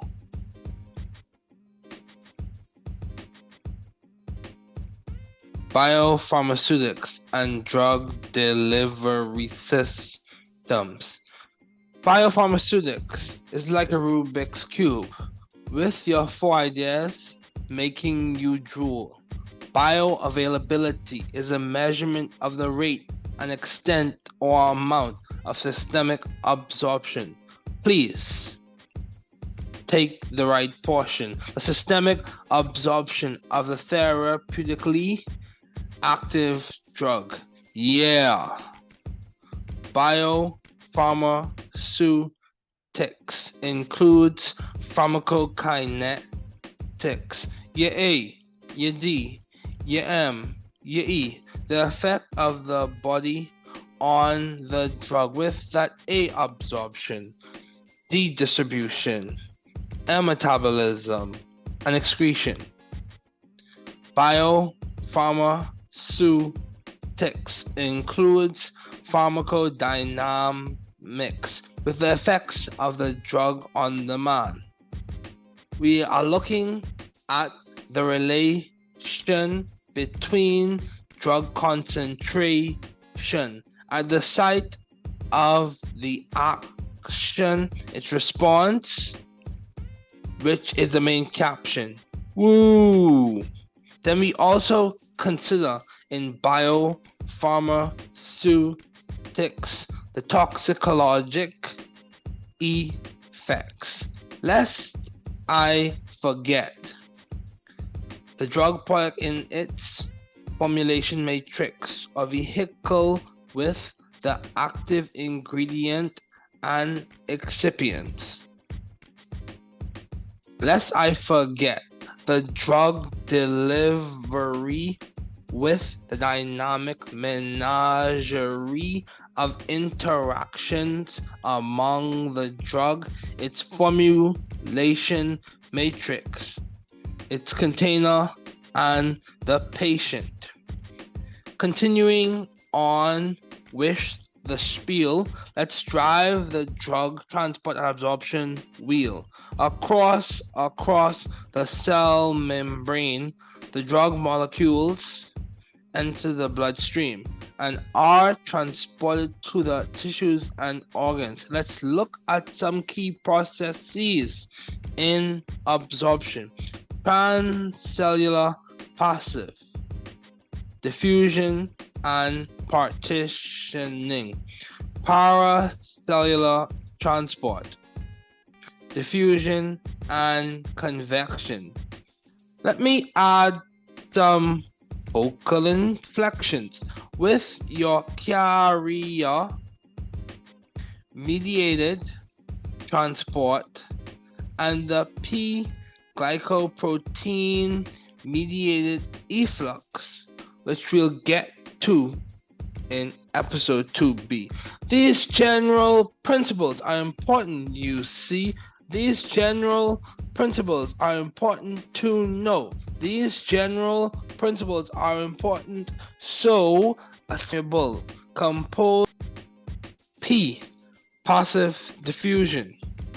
In thugs, they traverse the cell membrane easily than your ionic soluble drugs. We cannot forget the LMWs, the low molecular weight, just like the chemical thugs, across a cell membrane more easily than the high molecular weight drugs. Let's keep it going. Do you hear what I say? We will progress in pharmacy. HU, you know. Passive diffusion and partitioning within the cytoplasm, or the fluid that's interstitial. Your drugs under transport. This is not pontifical, it's simple. The simple diffusion with a great fixed law. Simple passive diffusion involves the transfer of drugs from an area of high concentration C1 to an area of low concentration C2. According to Fick's law, dq over dt equals ideally dA over H in brackets C1 minus C2, where dq over dt is the rate of drug diffusion. You see, D is the diffusion coefficient for the drug. A is the surface area of the plane across which transfer occurs. Remember your chemistry thugs. H is the thickness of the region through which diffusion occurs, and C1 minus C2 is the difference between the drug concentration in area 1 and area 2 respectively.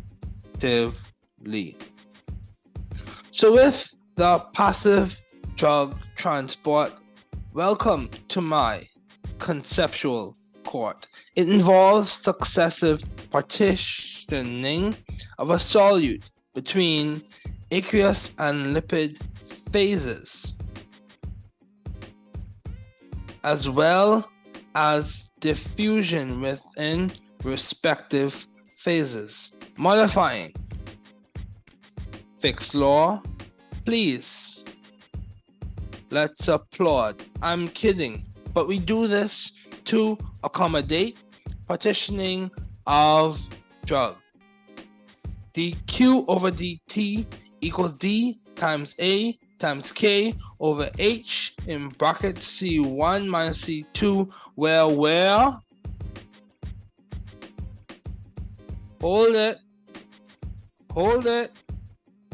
the rate of drug diffusion dq over dt now reflects its dependence on K, the oil to water partition coefficient of the drug, as well as on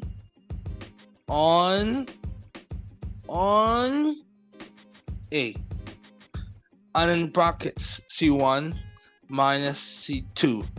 Rum pa tum tum. Ionization of a weak electrolyte. You know, I always wanted to be an acolyte, a thurifer, a catechist, or a trumpeter, you see, but today we're talking about my good friend,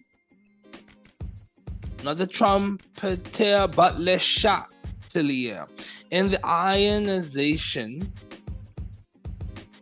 So ionization is affected by pH of the medium in which the drug is dissolved, as well as by the pKa. Remember, non-ionized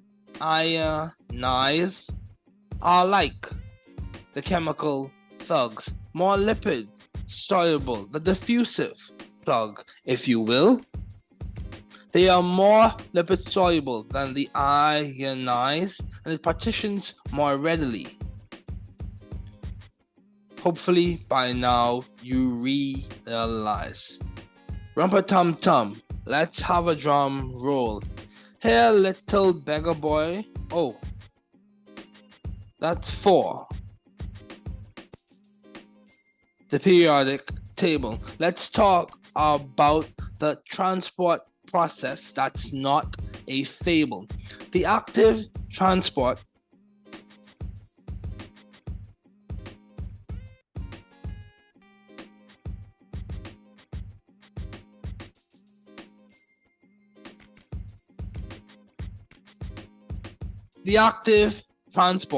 of the drug, with it moving across a concentration gradient, requiring energy, selective potentially, saturation possibility, and competitive it can be.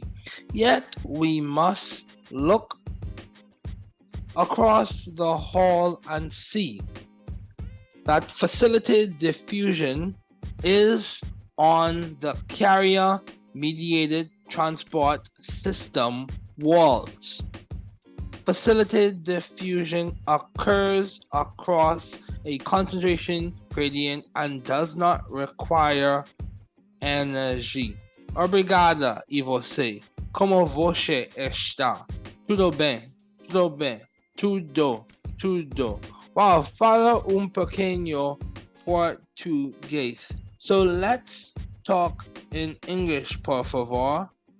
S'il vous plaît. With that paracellular transport, drug transport across tight, narrow junctions between cells or trans-endothelial channels. No, I'm not talking about fire stick, but let me give you a conceptual trick.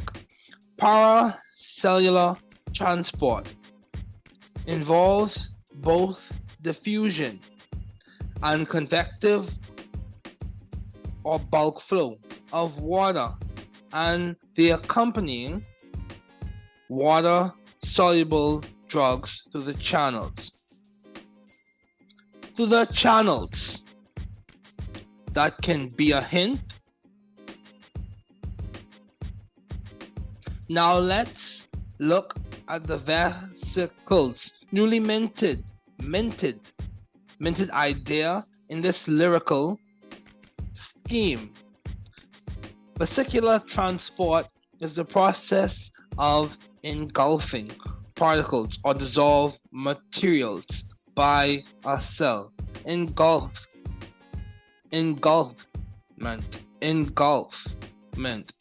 Pinot, we're drinking. Phago, we're eating. Pinocytosis, engulfment of small solute or fluid volumes. Phagocytosis is the engulfment of larger particles, your macromolecules, generally by macrophages. Endocytosis and exocytosis are the movement of macromolecules into and out of the cell.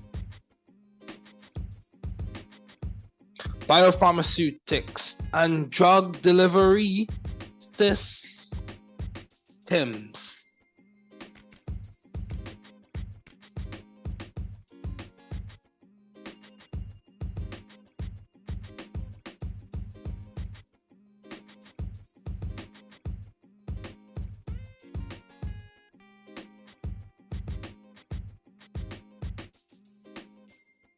So we've reached the end of this lyrical scheme. You see, but we'll pick back up conceptually in episode 2B.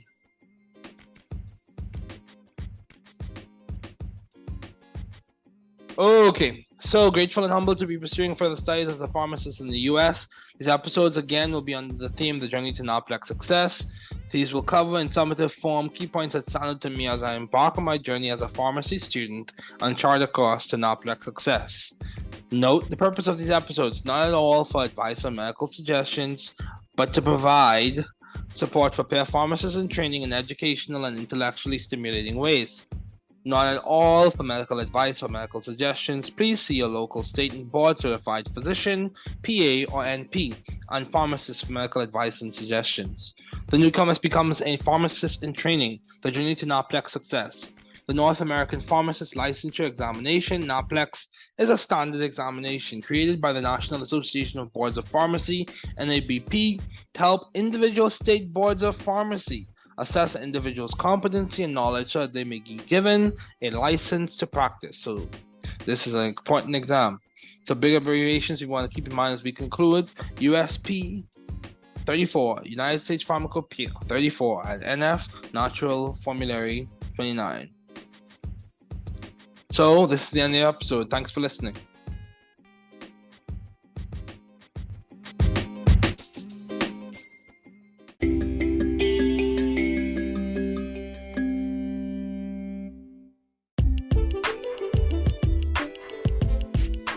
One. What is the brand name of abacavir, dolutegravir, lamivudine, triumec? 2. What is the generic name of triumec, abacavir, dolutegravir, lamivudine? 3. What are the indications of triumec, generic name, abacavir, dolutegravir, lamivudine, indicated for the treatment of HIV-1 infection in adults and in pediatric patients weighing at least 40 kilograms? 4. What are the brand names of acetaminophen with codeine, Tylenol? Capital, with codeine. 5. What is the generic name of Tylenol and Capital, with codeine, acetaminophen with codeine? 6. What are the indications of Tylenol and Capital, with codeine? 1. Relief of mild to moderate pain. 2. Relief of moderate to severe pain. 3. It may be necessary to extend the above dosage ranges for patients with more severe pain or when there is a tolerance to narcotic analgesics. 7. What is the brand name of acyclovir, Zovirax? 8. What is the generic name of Zovirax, acyclovir? 9. What are the indications of Zovirax, generic name, acyclovir? 1. Genital herpes simplex. 2. Genital herpes simplex suppressive therapy. 3. Herpes zoster, shingles. 4. Varicella, chickenpox. 5. Cold sores, oral labile HSV treatment. 10. What is the brand name of albuterol sulfate, inhalation, Preventil HFA, Ventolin HFA, and Proair HFA? 11. What is the generic name of Preventil HFA, Ventanil HFA, Proair HFA, albuterol sulfate, inhalation? 12. What are the indications of albuterol sulfate, inhalation? 1. Relief of bronchospasm in patients with reversible obstructive airway disease. 2. Maintenance to prevent exacerbations of bronchospasms, asthma. 3. Prevention of exercise-induced bronchospasms. 13. What is the brand name of albuterol sulfate, oral, Preventil?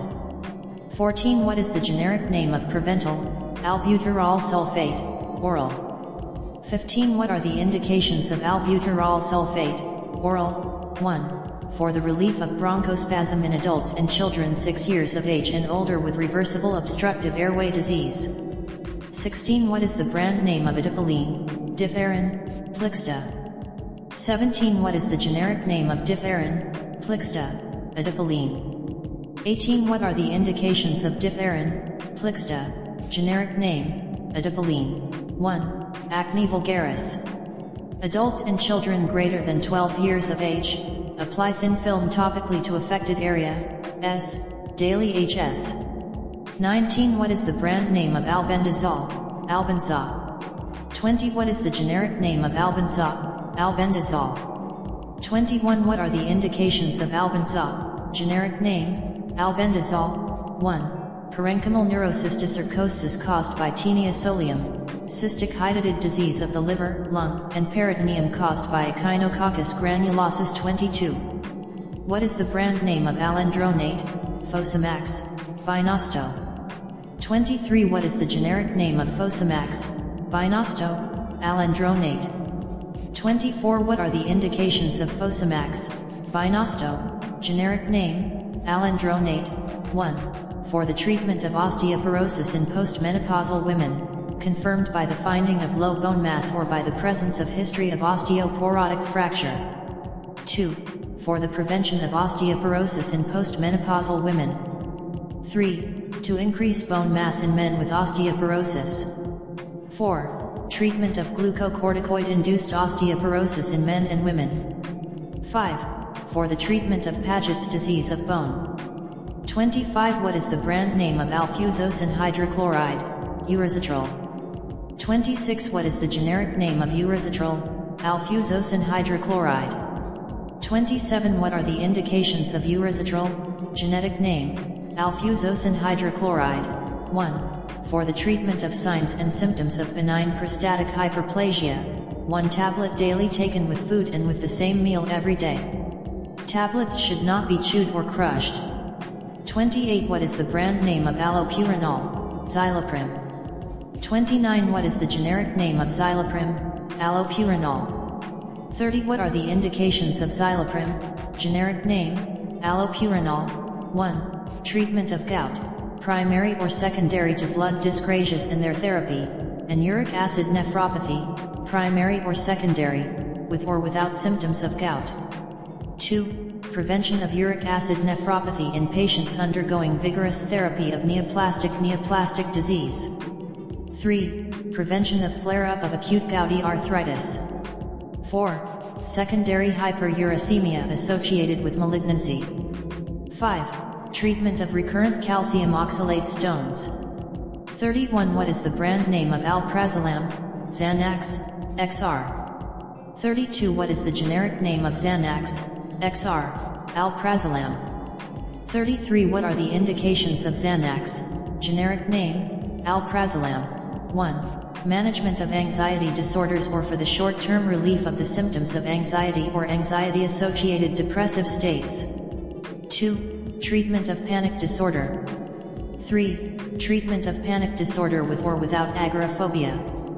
34. What is the brand name of amantadine hydrochloride, Simitrel? 35. What is the generic name of Simitrel, amantadine hydrochloride? 36. What are the indications of Simitrel, generic name, amantadine hydrochloride? 1. Treatment of idiopathic Parkinson's disease, post-encephalitic Parkinsonism, symptomatic Parkinsonism following carbon monoxide intoxication, and drug-induced extrapyramidal reactions. 2. Treatment of uncomplicated respiratory tract illness caused by influenza A virus strains and prophylaxis of influenza A virus illness. 37. What is the brand name of amiodarone, cordarone, pacerone, nixterone? 38. What is the generic name of cordarone, pacerone, nixterone, amiodarone? 39. What are the indications of cordarone, pacerone, nixterone, generic name, amiodarone? 1. For the treatment of recurrent ventricular fibrillation and recurrent hemodynamically unstable ventricular tachycardia in patients who are unresponsive or cannot tolerate other antiarrhythmic agents. 2. For treatment and prophylaxis of frequently recurring ventricular fibrillation and hemodynamically unstable ventricular tachycardia in patients refractory to other therapy and in patients unable to take oral amiodarone. 3. Secondary prophylaxis of ventricular arrhythmias. 40. What is the brand name of amitriptyline hydrochloride, L-level? 41. What is the generic name of L-level, amitriptyline hydrochloride? 42. What are the indications of L-level, generic name, amitriptyline hydrochloride? 1. For the relief of the symptoms of depression. 2. Not recommended for use in children under 12 years of age. 43. What is the brand name of amlodipine vesylate, Norvasc? 44. What is the generic name of Norvasc, amlodipine vesylate? 45. What are the indications of Norvasc, generic name, amlodipine vesylate? 1. Treatment of hypertension. 2. Treatment of chronic stable or vasospastic angina. 46. What is the brand name of amlodipine vesylate with benazepril hydrochloride, Lotrel? 47. What is the generic name of Lotrel, amlodipine vesylate with benazepril hydrochloride? 48. What are the indications of Lotrel, generic name, amlodipine vesylate with benazepril hydrochloride? 1. Treatment of hypertension. The lowest dose of amlodipine is favorable to avoid peripheral edema. Use this combination in patients who failed to achieve desired effects with one or the other monotherapy or in patients who failed to achieve desired effects with amlodipine without developing edema. 49. What is the brand name of amoxicillin trihydrate, Amoxil, Moxitoc, Trimox 50? What is the generic name of Amoxil, Moxitoc, Trimox, amoxicillin trihydrate? 51. What are the indications of Amoxil, Moxitoc, Trimox, generic name, amoxicillin trihydrate?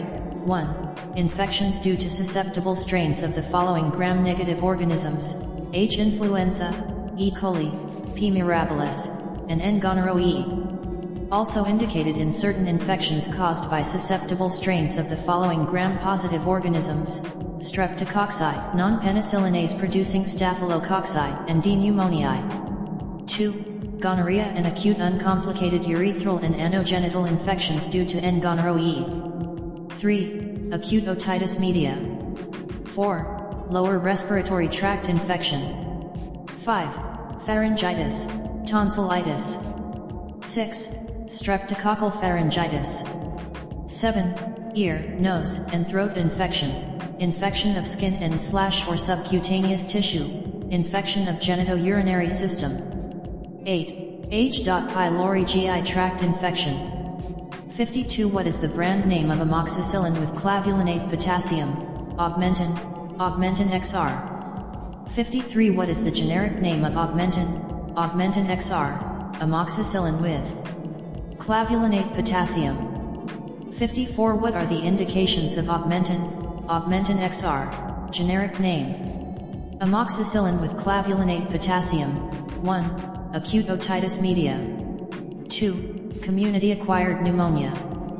3. Lower respiratory tract infection. 4. Sinusitis, infection of skin or subcutaneous tissue, infectious disease of genitourinary system. 5. Urinary tract infection, acute cystitis. 6.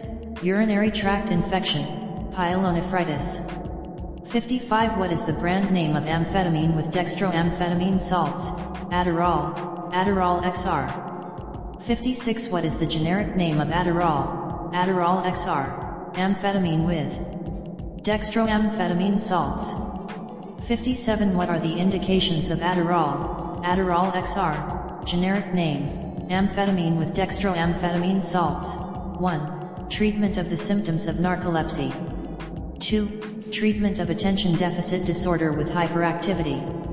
58. What is the brand name of anastrozole, Arimidex? 59. What is the generic name of Arimidex, anastrozole? 60. What are the indications of Arimidex, generic name, anastrozole? 1. For the adjuvant treatment of postmenopausal women with hormone receptor-positive early breast cancer. 2. For the first-line treatment of postmenopausal women with hormone receptor-positive or hormone receptor-unknown locally advanced or metastatic breast cancer. 3. For the treatment of advanced breast cancer in postmenopausal women with disease progression following tamoxifen therapy. 61. What is the brand name of Apazaban, Eliquis? 62. What is the generic name of Eliquis, Apazaban? 63. What are the indications of Eliquis, generic name, Apazaban? 1. For the reduction of risk of stroke and systemic embolism in non-valvular atrial fibrillation. 2. For prophylaxis of DVT following hip or knee replacement surgery. 3. For the treatment of DVT and PE. 4. Reduction in the risk of recurrent DVT and PE following initial therapy. 64. What is the brand name of arformoterol, Brovina? 65. What is the generic name of Brovina, arformoterol? 66. What are the indications of Brovina, genetic name, arformoterol? 1. For the long-term maintenance treatment of bronchoconstriction in patients with chronic obstructive pulmonary disease including chronic bronchitis and emphysema. 67. What is the brand name of aripiprazole, Abilify? 68. What is the generic name of Abilify, aripiprazole? 69. What are the indications of Abilify, generic name, aripiprazole? 1. For the treatment of schizophrenia. 2. For the treatment of acute manic and mixed episodes associated with bipolar disorder. 3. Depression, adjunctive with antidepressant. 4. Tourette syndrome. 5. Irritability with autistic disorder. 70. What is the brand name of atozanavir, Riataz? 71. What is the generic name of Riataz, atozanavir? 72. What are the indications of Riataz, generic name, atozanavir? 1. Treatment of HIV-1 infection, antiretroviral naive. 2. Treatment of HIV-1 infection, patients with prior virologic failure. 3. Treatment of HIV-1 infection in pregnant patients, antiretroviral naive or experienced. 73. What is the brand name of atenolol, tenormin? 74. What is the generic name of tenormin, atenolol? 75. What are the indications of tenormin, generic name, atenolol? 1. Management of hypertension. 2. Angina pectoris. 3. Usage in severe renal impairment.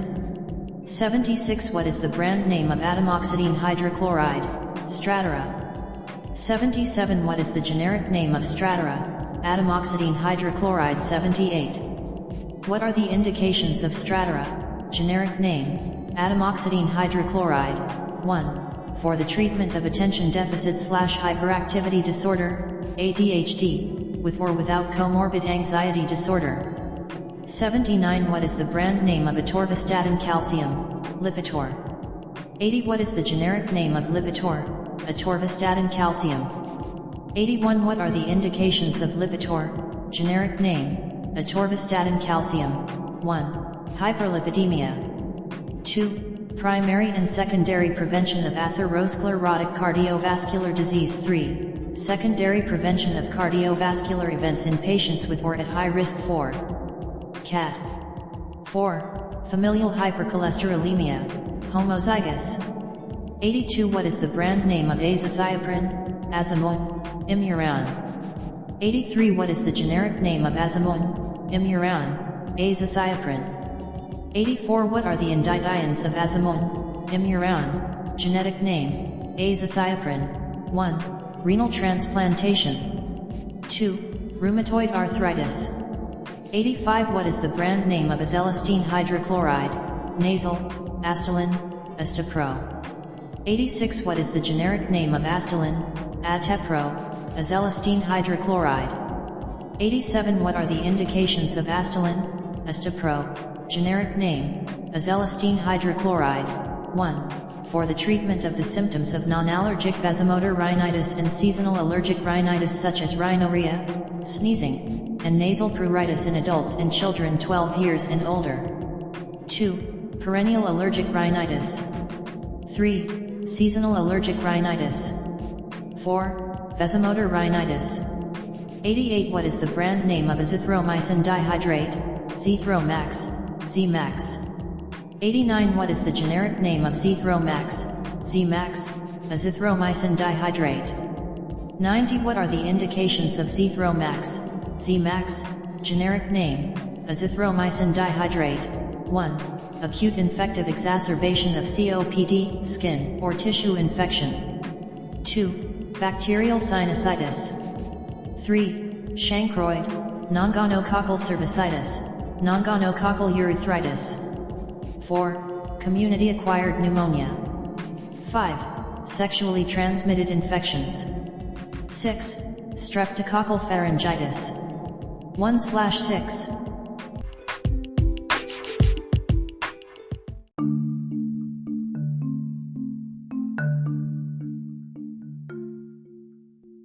Okay, welcome to the New Chemist Podcast, episode 3C. We go back to the basics and discuss fundamental ideas that support an understanding of pharmacy ideas. And we're using the format of a telephone conversation. This is definitely an episode worth listening to. So it's important to note that the purpose of these episodes are not at all medical advice, medical suggestions, or medical counsel. These are aimed to provide support for pair pharmacists in training in educational and intellectually stimulating ways. Again, please note that these are not at all medical advice, medical suggestions, or medical counsel. Please see your local state and board certified physician, physician assistant, or nurse practitioner, and pharmacist for medical advice and suggestions. Once again, these are not at all for medical advice, suggestions, or counsel. Please see your local state and board certified physician, physician assistant, or nurse practitioner, and pharmacist for medical advice, suggestions, and counsel. The views in this podcast represent those of my guests and I. So, pharmacy school is a blast. However, you must be very dedicated. and maintain a good integration of your self-care regimen, as well as your personal affairs, as well as your academic responsibilities. So let's run through a few quick facts and then we'll conclude this episode for today. So pharmacokinetics, it's what the body does to the drug. We're talking about absorption, distribution, metabolism, and excretion over time. What's the goal of pharmacokinetics? We want to control the amount of drug exposure. So let's talk about respiratory alkalosis. It involves a rise in blood pH due to hyperventilation, so that's excessive breathing, and a resulting decrease in carbon dioxide. Let's talk about acidosis. What is it? Blood pH lower than 7.35. So let's also talk about extravascular drug absorption. That involves oral, stomach, absorbing the intestine, metabolizing the liver. Some amount of drug reaches the systemic circulation, and the rest of the drug is excreted. Let's talk about intravascular drug absorption. Actually, we'll come back to that. Let's talk about the first pass effect. The initial metabolism in the liver of a drug absorbed from the gastrointestinal tract before the drug reaches systemic circulation through the bloodstream. Let's say that again. First pass effect. The initial metabolism in the liver of a drug absorbed from the gastrointestinal tract before the drug reaches systemic circulation through the bloodstream. Let's also talk about enterohepatic cycling. Drugs are transported through the bile back to the intestine, where they can be reabsorbed in the intestines, increasing the duration of action. One more time. Enterohepatic recycling. Drugs are transported through the bile back to the intestine, where they can be reabsorbed in the intestines, increasing the duration of action. So when we administer intravenously, we have 100% bioavailability. Intravascular administration involves IV as well as intraarterial. Local activity will involve things like general pulmonary, topical, ocular, intraocular. Systemic activity will involve things like oral, sublingual, buccal, intramuscular, subcutaneous. Selective beta blockers. So we're just running through a litany of facts that are useful. It's primarily under the umbrella of pharmacy basics. So just running through some ideas quickly, just to give people a quick refresher for those who are in training this time. Selective beta blockers: metoprolol, atenolol, all, bisoprolol, nebivolol, acebutolol, betaxolol, esmolol. How is the drug absorbed? Active transport with transport proteins or passive diffusion. So we already mentioned how intravascular administration involves intravenous and intraarterial. Let's see, what else can we talk about? So let's talk about dissolution. It's the process of drugs dissolving in the GI tract. Dissolution rate, we look at the Noyes-Whitney equation. Smaller the particle size, the greater the absorption. Increasing the surface area increases the drug absorption. Let's make a quick note of that. Dissolution rate, we look at the Noyes-Whitney equation. Smaller the particle size, the greater the absorption. Increasing the surface area increases the drug absorption. Almost rhymes. Now, how to limit drug degradation? You have your enteric coating, biodegradable polymers, so a acidic environment in the stomach won't destroy the drug, increasing the amount of drug absorption. Bioavailability. Amount of drug available systemically to produce an effect. So how much of the drug is available in the drug to produce a therapeutic effect? So how much is available to produce a therapeutic effect? So formula: percent of drug absorbed. The amount appears in systemic circulation or the amount administered. High bioavailability is above 70%. Low bioavailability is below 10%. Let's go back to that again. Formula: percent of drug absorbed. Amount appears in systemic circulation over the amount administered. So amount appears in systemic circulation over the amount administered. High bioavailability is above 70%, whereas low bioavailability is below 10%. So let's see. Let's give an example. So if we have if we administered 100 milligrams of a drug orally, and 20 milligrams appears in systemic circulation. 20 over 100 is the same thing as 0.2. Multiply by 100 when we're talking about percent, it gives us 20%. Okay. And from the framework that we just discussed, that will give you an idea as to what extent or what amount of bioavailability is occurring with that problem. So drugs with 100% oral bioavailability: levofloxacin, linezolid. So those are examples of two. So formula for bioavailability: area under the plasma, concentration time curve representing total drug exposure. That's a mouthful. Let's go over that again. Formula for bioavailability: area under the plasma, concentration time curve representing total drug exposure. Okay, there are formulas for that. We can discuss that later. So what are the physical-chemical properties that affect drug distribution? Lipophilicity. Lipids can easily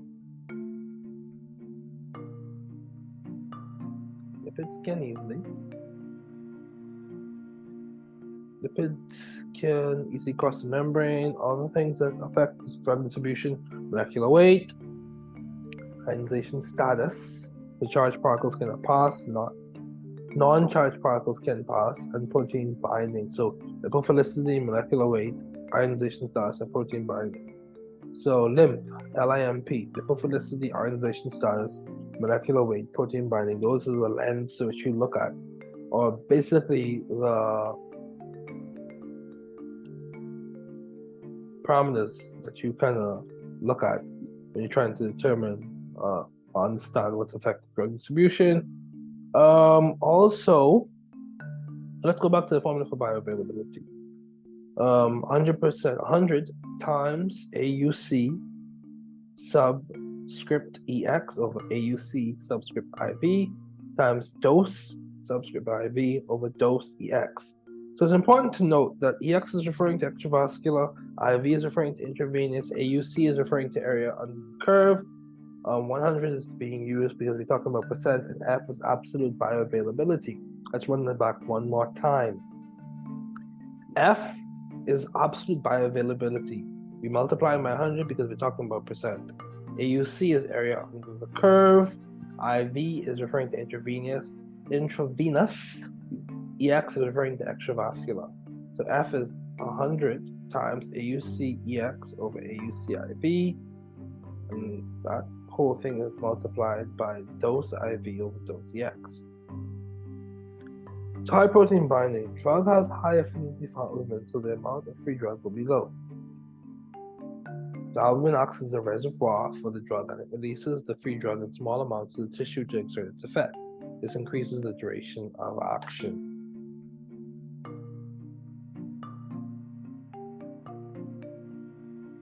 High protein binding. Drug has a high affinity for albumin, so the amount of free drug will be low. The albumin acts as a reservoir for the drug, and it releases the free drug in small amounts to the tissue to exert its effect. This increases the duration of action. 28. Albumin. So protein in the blood that's made in the liver. So let's keep going. When a correction form, site-specific drug delivery. Antibodies bind to particular receptors on specific tissues or organs. Site-specific drug delivery involves antibodies binding to particular receptors on specific tissues or organs.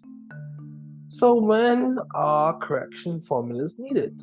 Highly bound protein drugs with patients whose serum albumin is low. Examples of highly protein bound drugs: phenytoin, warfarin. Examples of those. Let's look and see. What else can we talk about? Calcium corrected formula. So calcium in brackets reported serum plus in brackets 4.0 subtracting the albumin amount, and that difference is multiplied by 0.8. Phenytoin corrected formula. Total phenytoin measured over in brackets 0.2 times the albumin amount plus 0.1.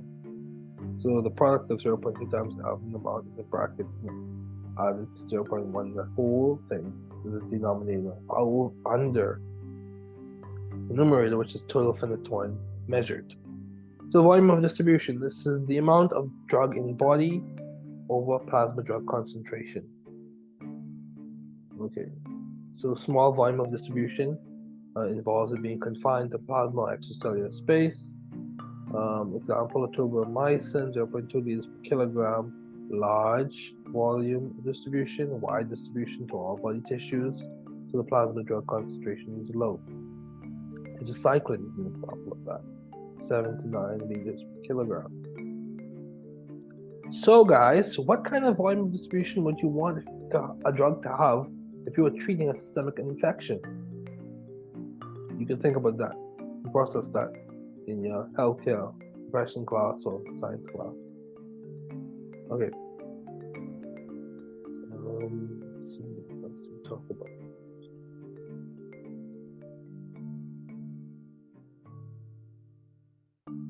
So metabolism involves the process by which a drug is converted from its original chemical structure to other chemical forms. The original chemical form is the parent drug. Other chemical forms, metabolites, occurs primarily in gut and liver. You want the drug to be lipophilic so it can cross the phospholipid bilayer and exert its effects on the tissues. The body undergoes multiple biological reactions to make these intermediates hydrophilic so that they can be excreted by the body. Okay, so lidocaine undergoes extensive first-pass metabolism in the liver, so it's only administered, or typically administered in the intravenous form.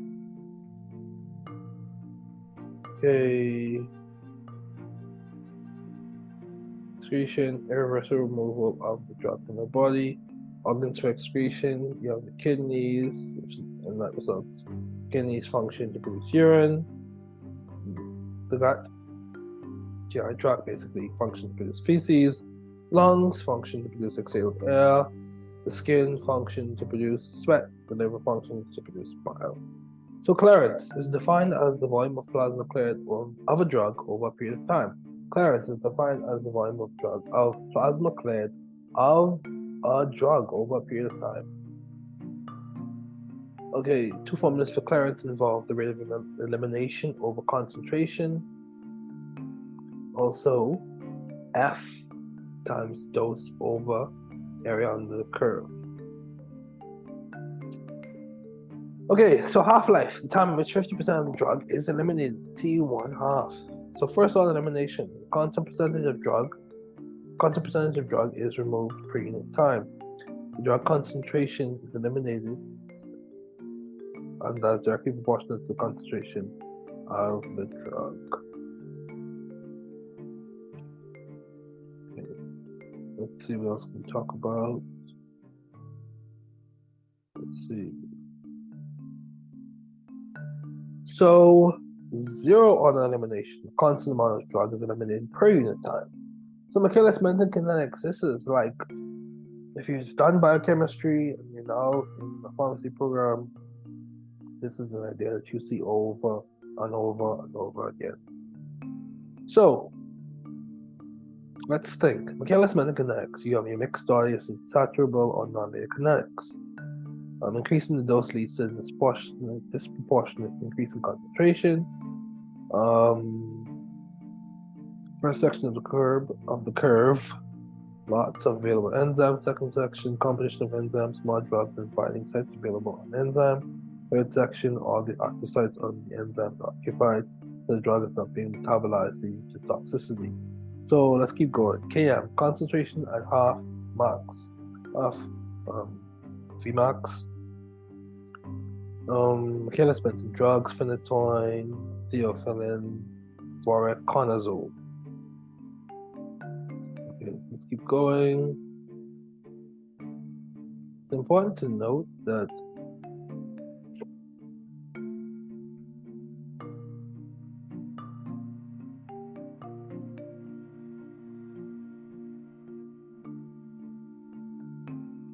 let's just talk about a quick case scenario.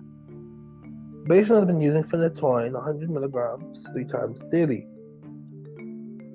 So TID, the phenytoin level was drawn and found to be 8.8 micrograms per milliliter, reference range 10 to 20 micrograms per milliliter. The prescriber doubled the dose to 200 milligrams 3 times a day, so TID. The patient started to slur words, felt fatigue, and returned to the clinic. The level was repeated and found to be 23.7 micrograms per milliliter. Which one of the following is accurate regarding the most likely reason for the change in phenytoin level? So,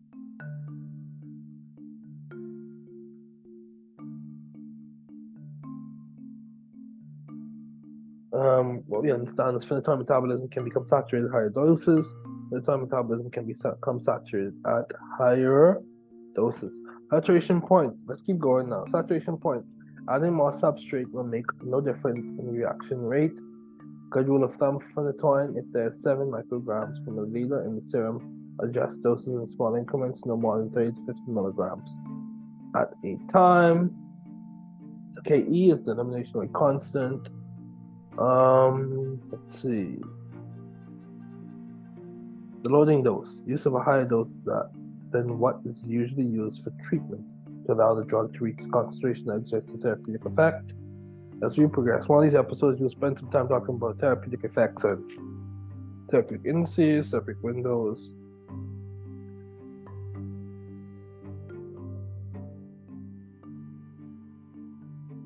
Okay, so let's keep going. We're going to talk about some pharmacology basics now. Pharmacology is the body of knowledge concerned with the actions of chemicals on biological systems. What is medical pharmacology? It involves the use of chemicals in prevention, diagnosis, and treatment of disease. What is toxicology? It is concerned with the undesirable effects of chemicals on biological systems. What is pharmacokinetics? It involves what the body does to the drug. You have your ADME, your absorption, your distribution, your metabolism, your excretion. What is pharmacodynamics? How I think about this is, when I look at the word, D comes with 4 of the letters, M, A, and N. So it's what the drug does to the body, or drug does to the man. That's how I see it.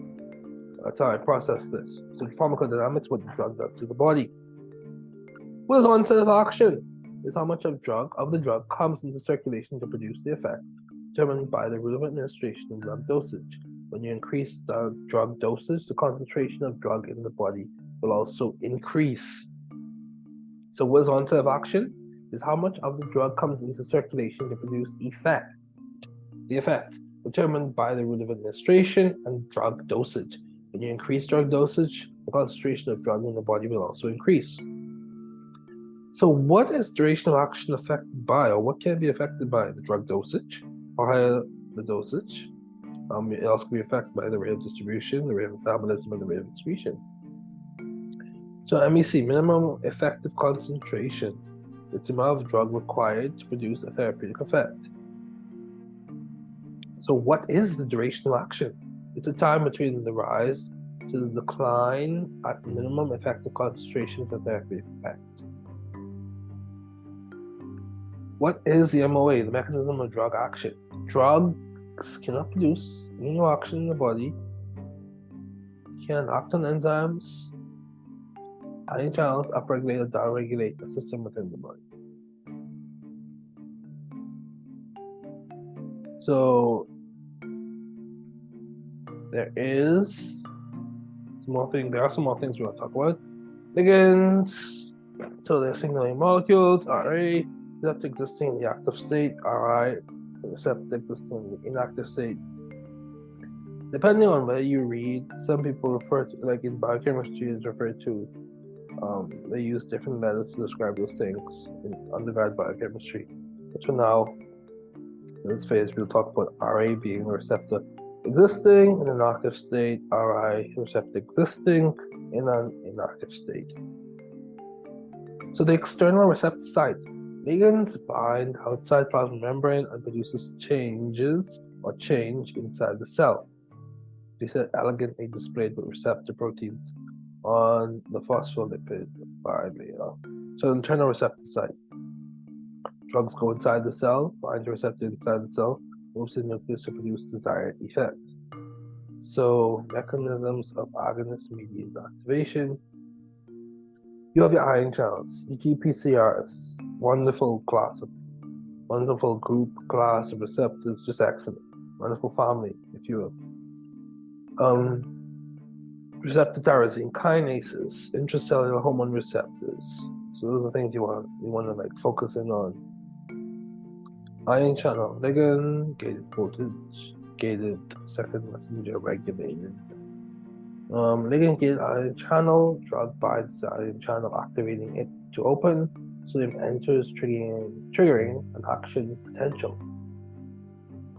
Voltage gated ion channel, change in charge or potential between the inside of the cell and the outside of the cell, causing the channels to open to maintain internal homeostasis.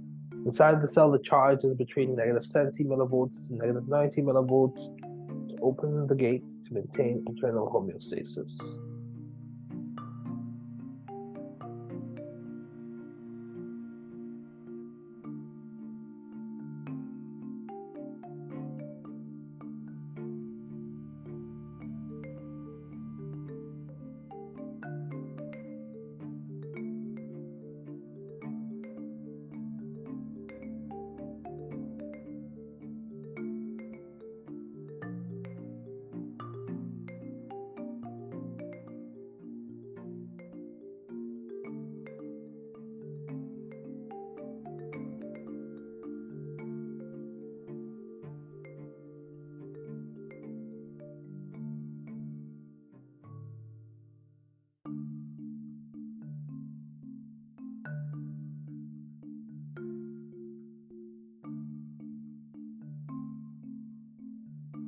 Okay, let's go. Second messenger regulated.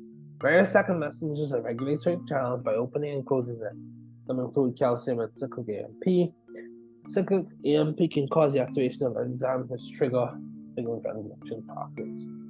So your GPCRs, your guanine protein coupled receptors, a signal receptor protein in the plasma membrane that responds to the binding of a signal molecule by activating a G protein, also called a G protein linked receptor.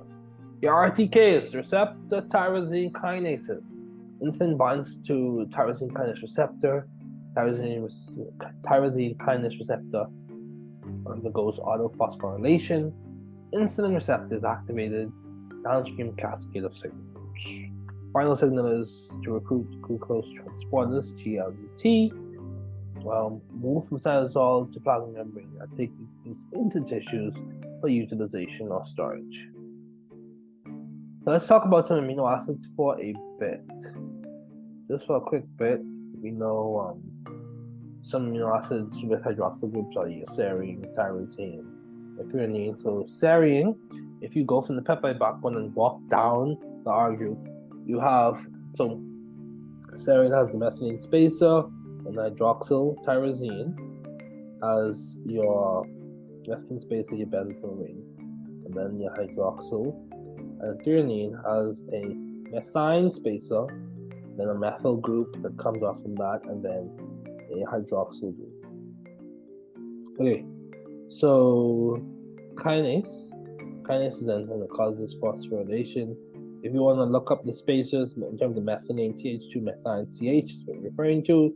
We say those spacers. That's kind of organic chemistry talk, or speak, if you will, for those who are organic chemistry majors or who study some organic chemistry. So let's talk about kinases, enzymes that cause phosphorylation. So intracellular hormone receptor, mostly steroids, enter the cell easily because they are lipids, bind to receptors inside the cellular cytoplasm, get activated, move to the nucleus, cause DNA transcription, which leads to the formation of particular proteins. So affinity, the measure of tightness in which a drug binds to a receptor. What is intrinsic activity? So the ability of a drug to activate a receptor upon binding. An agonist.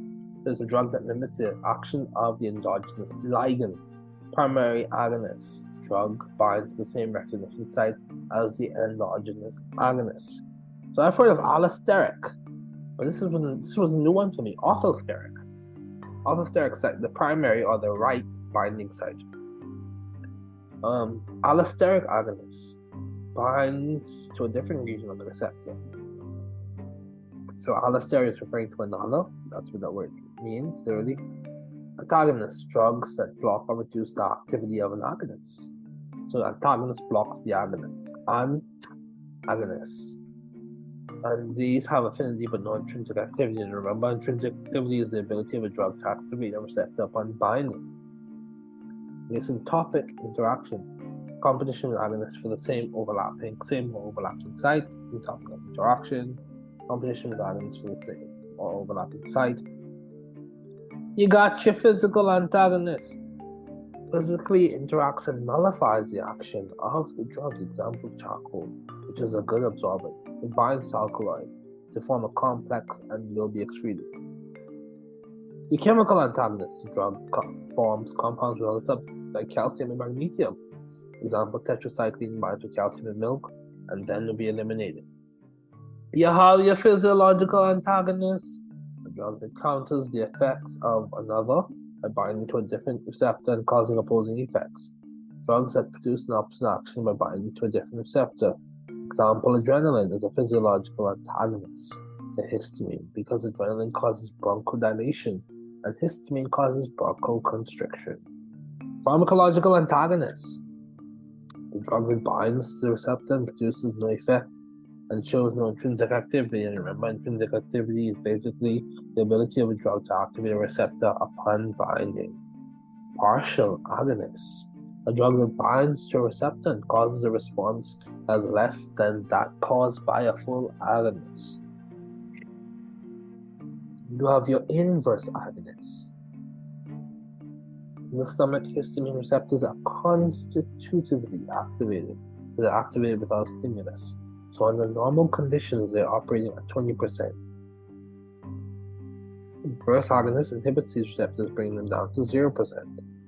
Competitive agonists, same binding site alatness, resembles chemically with agonists. You have a right shift on the dose-response curve. Response depends on concentration. So your dose and response, your dose can be considered like your X value. Your response can be considered like your Y value, if you will. So you plot. So non-competitive agonists, different binding site of agonists, not resemble chemically, a downward shift of dose-response curve. Increasing agonist concentration won't make a difference. So one more time, non-competitive agonists, you have a different binding site of agonists, not resembled chemically, you have a downward shift of the dose-response curve. Increasing agonist concentration won't make a difference in this case, or in that case. So how do we activate receptor sites? You open or close ion channels, speed up or slow down transporters, increase or decrease enzyme activity. So efficacy. What is efficacy? It is the maximum effect a drug can produce. It can be measured with a graded dose-response curve. Potency is the amount of drug needed to produce a given effect, determined by affinity of the receptor for the drug.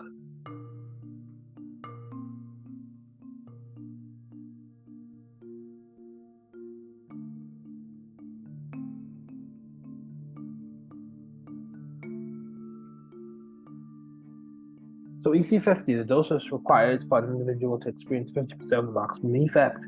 ED50, the dose required to produce a therapeutic effect in 50% of the population. Median effective dose. So your therapeutic index, it's a ratio that compares the blood concentration at which a drug becomes toxic and the concentration at which the drug is effective. Your LD50 over your ED50. 10 to 1 safer drug because it has a wider therapeutic index. 3 to 1 more dangerous drugs needs more attention because the therapeutic index is narrow.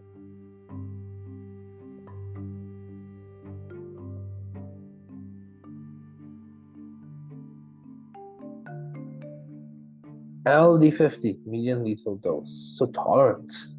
What is tolerance? Reduced response to drug after prolonged use, develops gradually over a long period of time.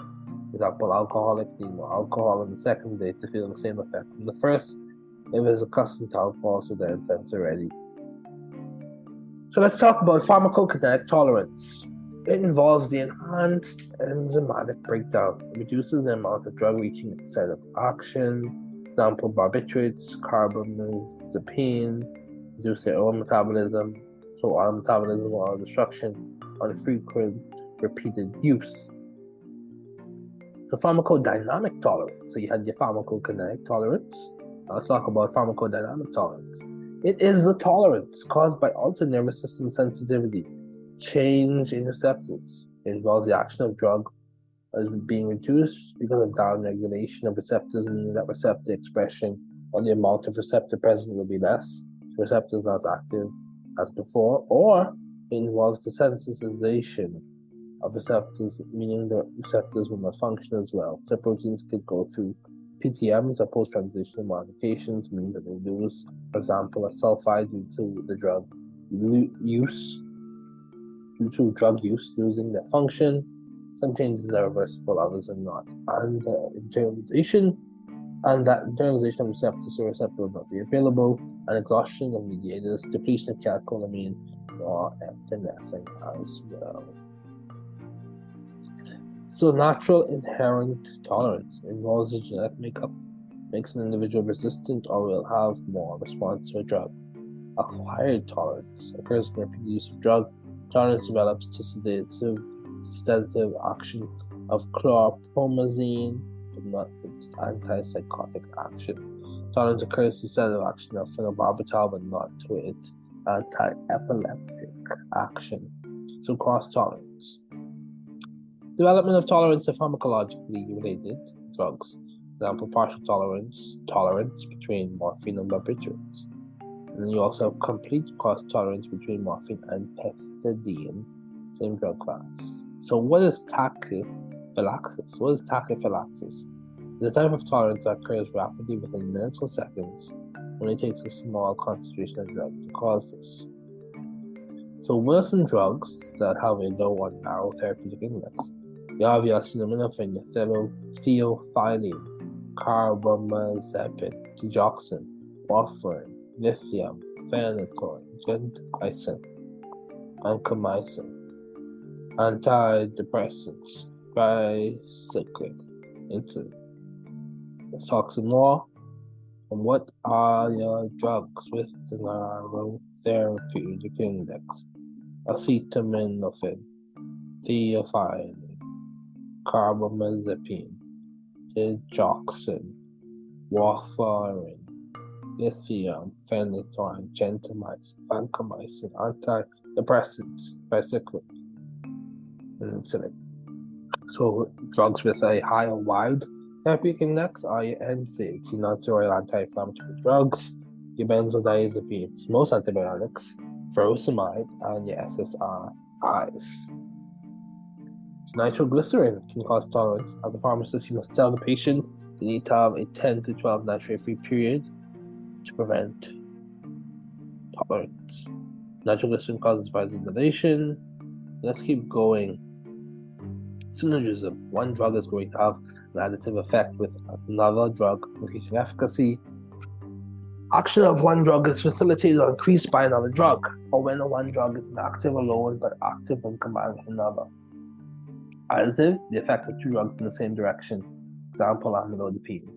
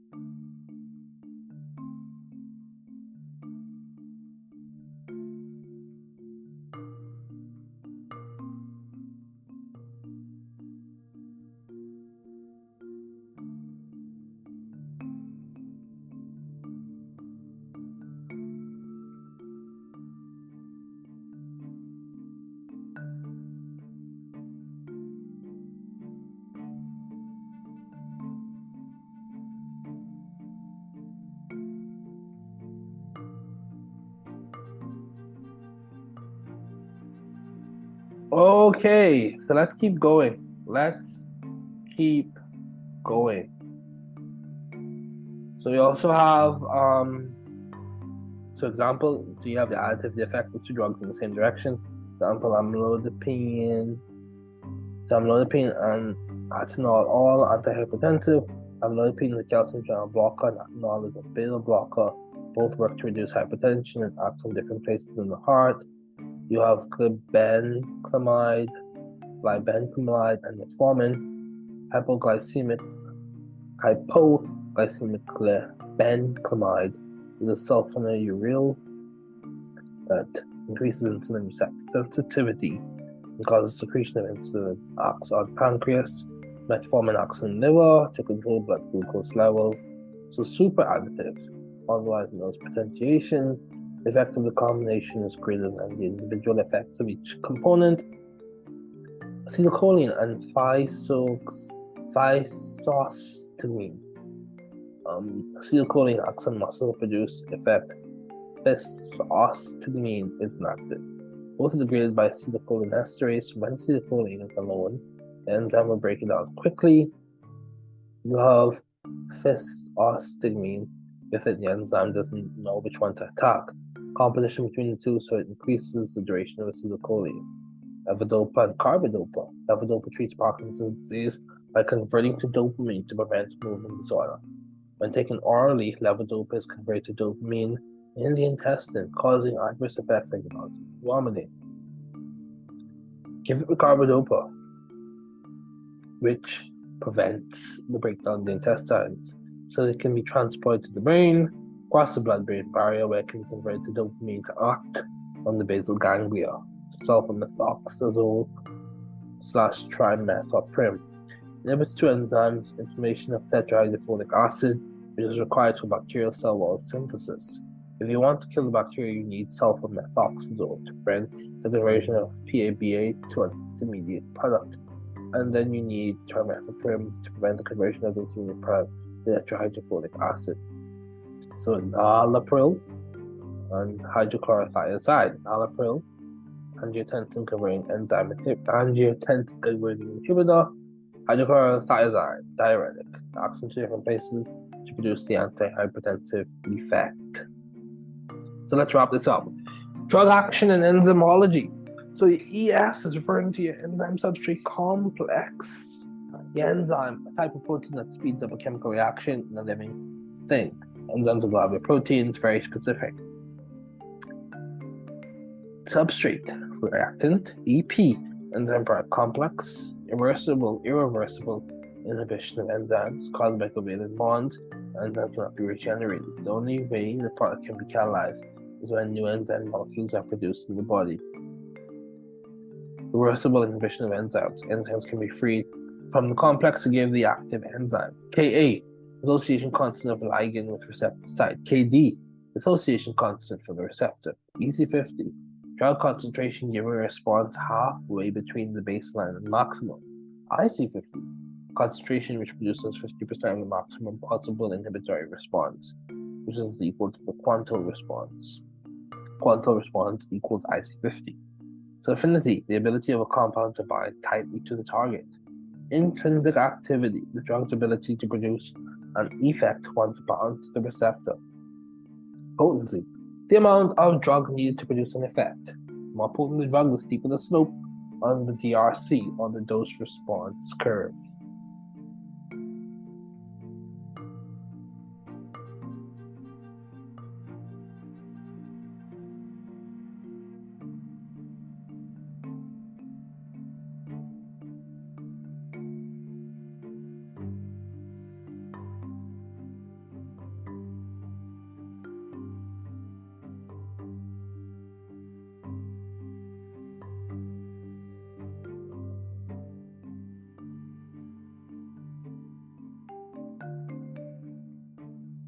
Efficacy.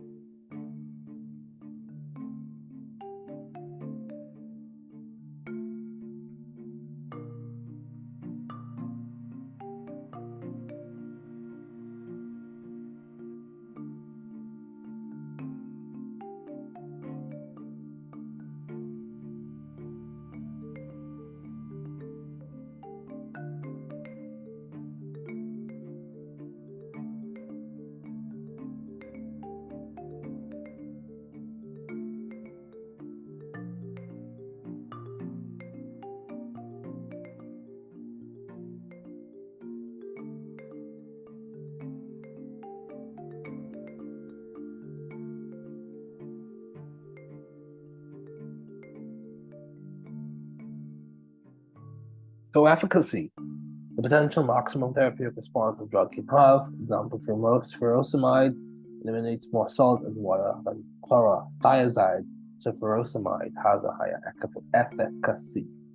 Okay, so efficacy, the potential maximum therapeutic response a drug can produce. Allosteric site, or allostery is referred to another, it's a site the drugs bind to that exerts the activity that's not the actual receptor site of the endogenous ligand. So isosteres, which is a nice word, replacement of modifications of functional groups with other groups having similar properties. So replacement or modifications of functional groups with other groups having similar properties. It tunes, make sure you remember that word, tunes the drug metabolism, receptor fit distribution, and other properties. So bioisosterism, swapping of functional groups present in the chemical compound while maintaining the desired biological activity. Corrects undesired properties. So let's wrap this up.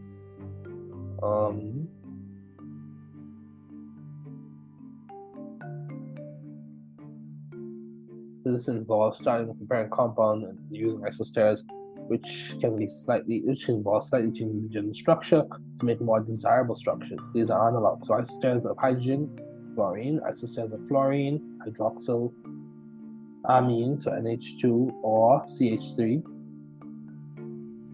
in brackets H, isosteres of carbon, isosteres of hydroxyl, amine, isosteres of sulfur hydroxyl, isosteres of fluorine, and trifluoromethyl. So this is the end of the episode.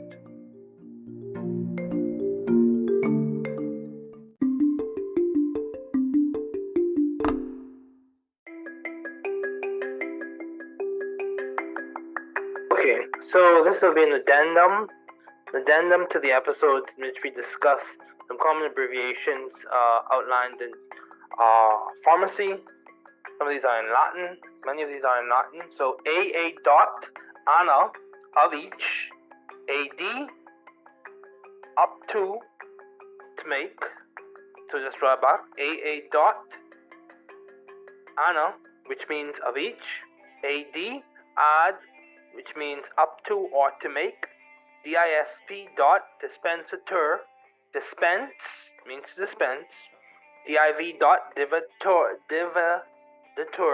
divide, D dot T dot D, denter talis doses, which means give us such doses, FT fiat, which means to make, capital M dot mise, which means to mix, N, capital N, O dot numero, which means number, non, space, rep, REP dot, or NR, which both are capitalized, means non-repetitor, and that means to not repeat. QS, quantum sufficient, a sufficient quantity. QSAD, Q dot S dot AD, quantum sufficient add, a sufficient quantity to make. SIG dot signa, which means to write, in brackets directions on label. So some common abbreviations, you have BSA, body surface area, cm raised to the 3, cubic centimeter or milliliter. F or FL, fluid. Let's go through some more. G is gram, GAL is gallon, GTT, gutter, which means drop, I.U. or IU, international units, LB, libra, which means pound, kg, kilogram, L, liter, M to the second, or capital M to the second square meter, MCG, microgram, MEQ, milliequivalent, mg, milligram, mg over kg, milligrams as drug per kilogram of body weight, mg over m squared, milligrams as drug per square meter of body surface area, m, capital IU or milli, IU, thousandth of an international unit, capital M, capital I, capital U, million international units, ml, milliliter, ml per h, milliliters of drug administered per hour as through intravenous administration. M capital OSM or M capital OSMOL. So M capital O lowercase s lowercase m or M capital O lowercase s lowercase m OL milliosmoles. So OZ dot ounce, PT pint, QT quart, SS or SS with a line over both S's means 1/2, semisem, TBSP dot tablespoonful, TSP dot teaspoonful, administer, AM antemeridium, morning, AQ dot aqua water dye twice a day. C or C with a line over it, come, which means with, D in bracket or dye, which means day, DIL dot dilutus, dilute, et, and H dot or HR dot aura, which means hour, HS aura somni at bedtime, IC intercibos between meals, MIN dot minutum minute, MNN morning and night, N and V, both N and V are capitalized, nausea and vomiting, NOCT dot nocte night, NPO non per os, nothing by mouth, PC post-cibos after meals, PM post-meridium, afternoon or evening, PO per os by mouth or orally, PRN pro re nata as needed, Q quaque every, Q capital AM every morning, Q4H or Q8H etc. every number in brackets hours, QID quarter in die 4 times a day, QID quarter in die 4 times a day, rep dot repetitor repeat, S sine without, SID semel in die once a day, SOS C opposite if there is need as needed, SOS C opposite if there is need or as needed, stat stamnen immediately, TID tur in die 3 times a day, ut dictum as directed, WK dot week, so APAP acetaminophen, so a PAP acetaminophen, ASA aspirin, AZT zidovudine, EES erythromycin ethyl succinate, HC hydrocortisone, HCTZ hydrochlorothiazide, MTX methotrexate, NSAID non-steroidal anti-inflammatory drug, so MTX methotrexate, NSAID non-steroidal anti-inflammatory drug, NTG nitroglycerin. So clinical abbreviations, you have AFib atrial fibrillation, ADR adverse drug reaction. You also have BM bowel movement. All these are capitalized. BP blood pressure, BS blood sugar, CAD coronary artery disease.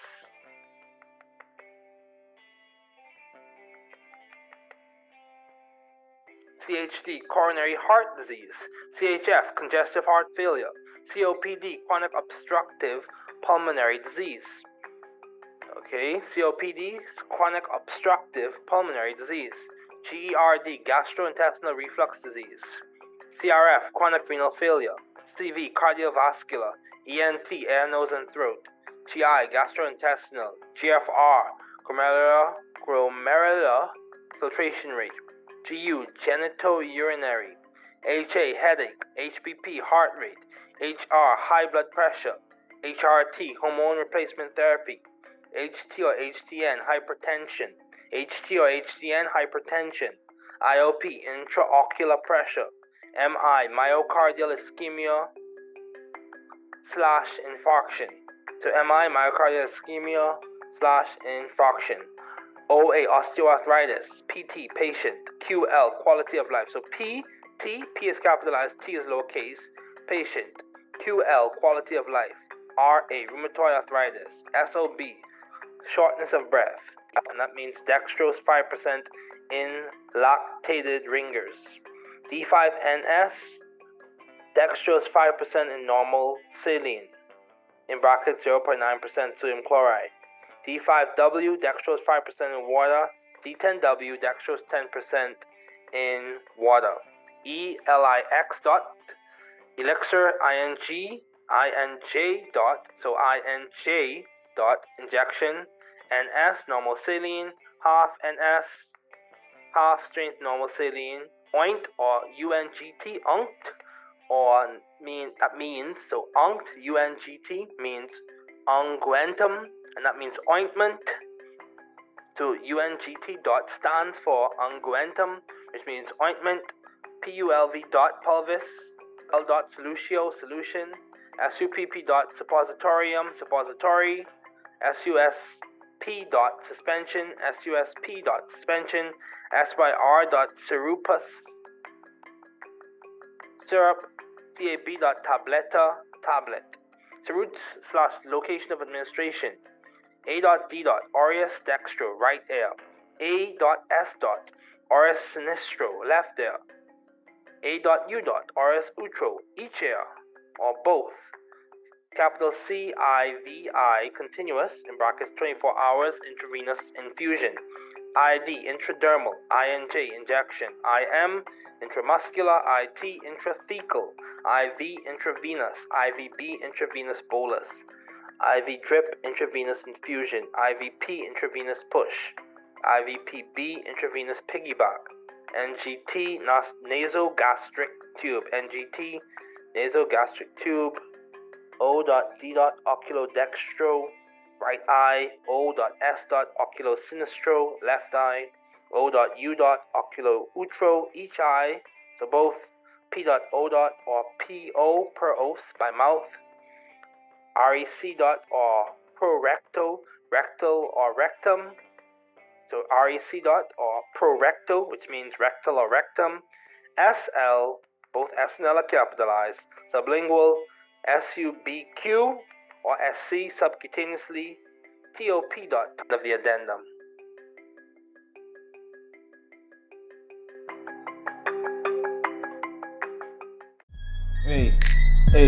An adaptation. No consternation. Once upon a time there was a professor who had to print his name Nemio Structurio and his brother Reactivio, Acidio and his brother Basisio, Nucleophilicio and his brother Electrophilicio, Equilibrio, Stereochemical, Sterico and his brother Electronico, and Regio Selectivio. Each prince was more complementary than their brother. They also in the mine town called Organico-Chemical. One evening when, during the mystical week known as finale, they all came together to compete at the yearly games. Nemio was notoriously a political person who voted for the PLPs, aka Principal Locant Parent Chain Suffix. Principal Locant Parent Chain Suffix. Structure competed in the dance competition, showing his routine independence and online forms. Reactilio participated in the track competition, particularly in the race called the Kinetic 500. Acidio and Basisio competed in the meditation competition, with Nucleophilicio stretching the farthest and Electrophilicio serving as the catcher for the cheerleaders. Equilibrio participated in the annual Chassis fencing competition. Furthermore, Stereochemical participated in the art competition focusing on the 3D drawings. Sterico and Electronico, being first rivals, competed in the rowing competition, with Sterico winning at points and Electronico winning at points. The boat race is still ongoing. Regio Selectivio competed in the map reading competition. These princes still compete today, and the story continues.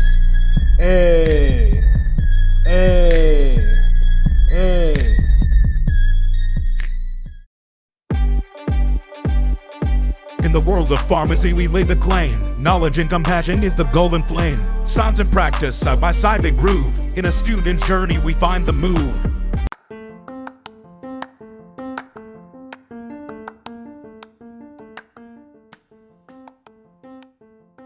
Welcome to the New Chemist podcast.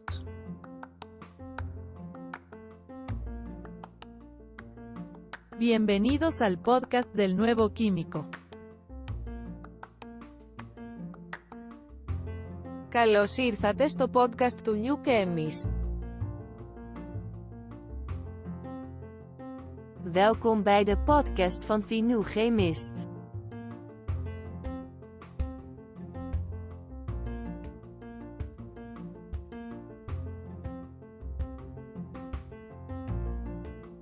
Bienvenue sur le podcast du nouveau chimiste.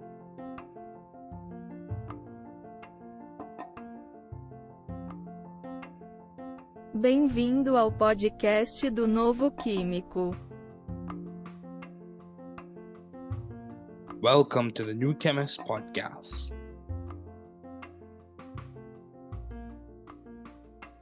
Work hard. Be value driven. You can do it. You can grow and learn it.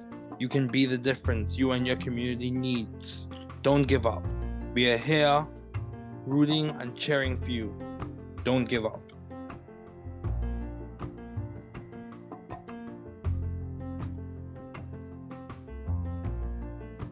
Travaillez dur. Soyez axé sur la valeur. Tu peux le faire. Vous pouvez grandir et l'apprendre. Vous pouvez être la différence dont vous et votre communauté avez besoin. N'abandonnez pas. Nous sommes ici pour vous encourager et vous encourager. N'abandonnez pas.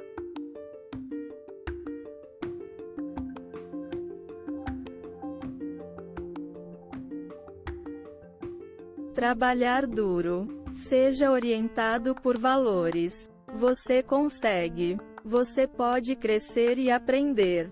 Você pode ser a diferença que você e sua comunidade precisam. Não desista. Estamos aqui torcendo e torcendo por você. Não desista.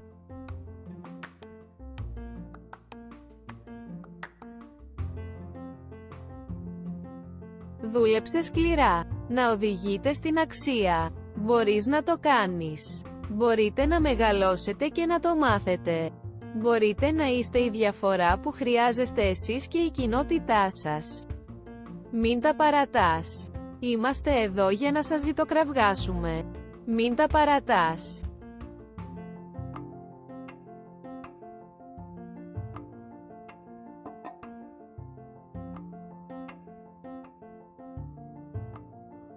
Trabaja duro. Sea impulsado por el valor. Puedes hacerlo. Puedes crecer y aprenderlo. Usted puede ser la diferencia que usted y su comunidad necesitan. No te rindas, estamos aquí animándote y animándote. No te rindas.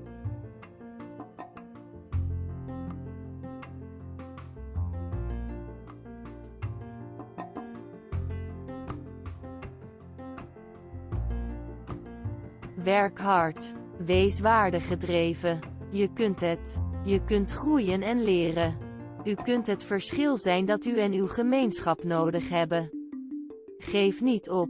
We zijn hier om voor je te roten en te juichen. Geef niet op.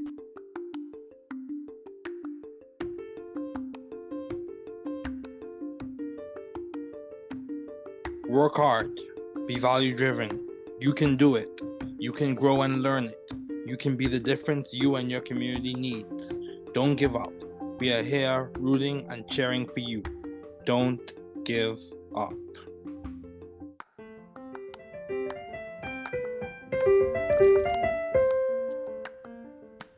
Thanks for listening. We're glad you were able to tune into this podcast. Once again, this is the New Chemist, where we discuss chemistry, which simply put is the science of change, as well as the other sciences, careers, community, research, and COVID-19. Thanks again for listening. Note, the views on this podcast represent those of my guest and I.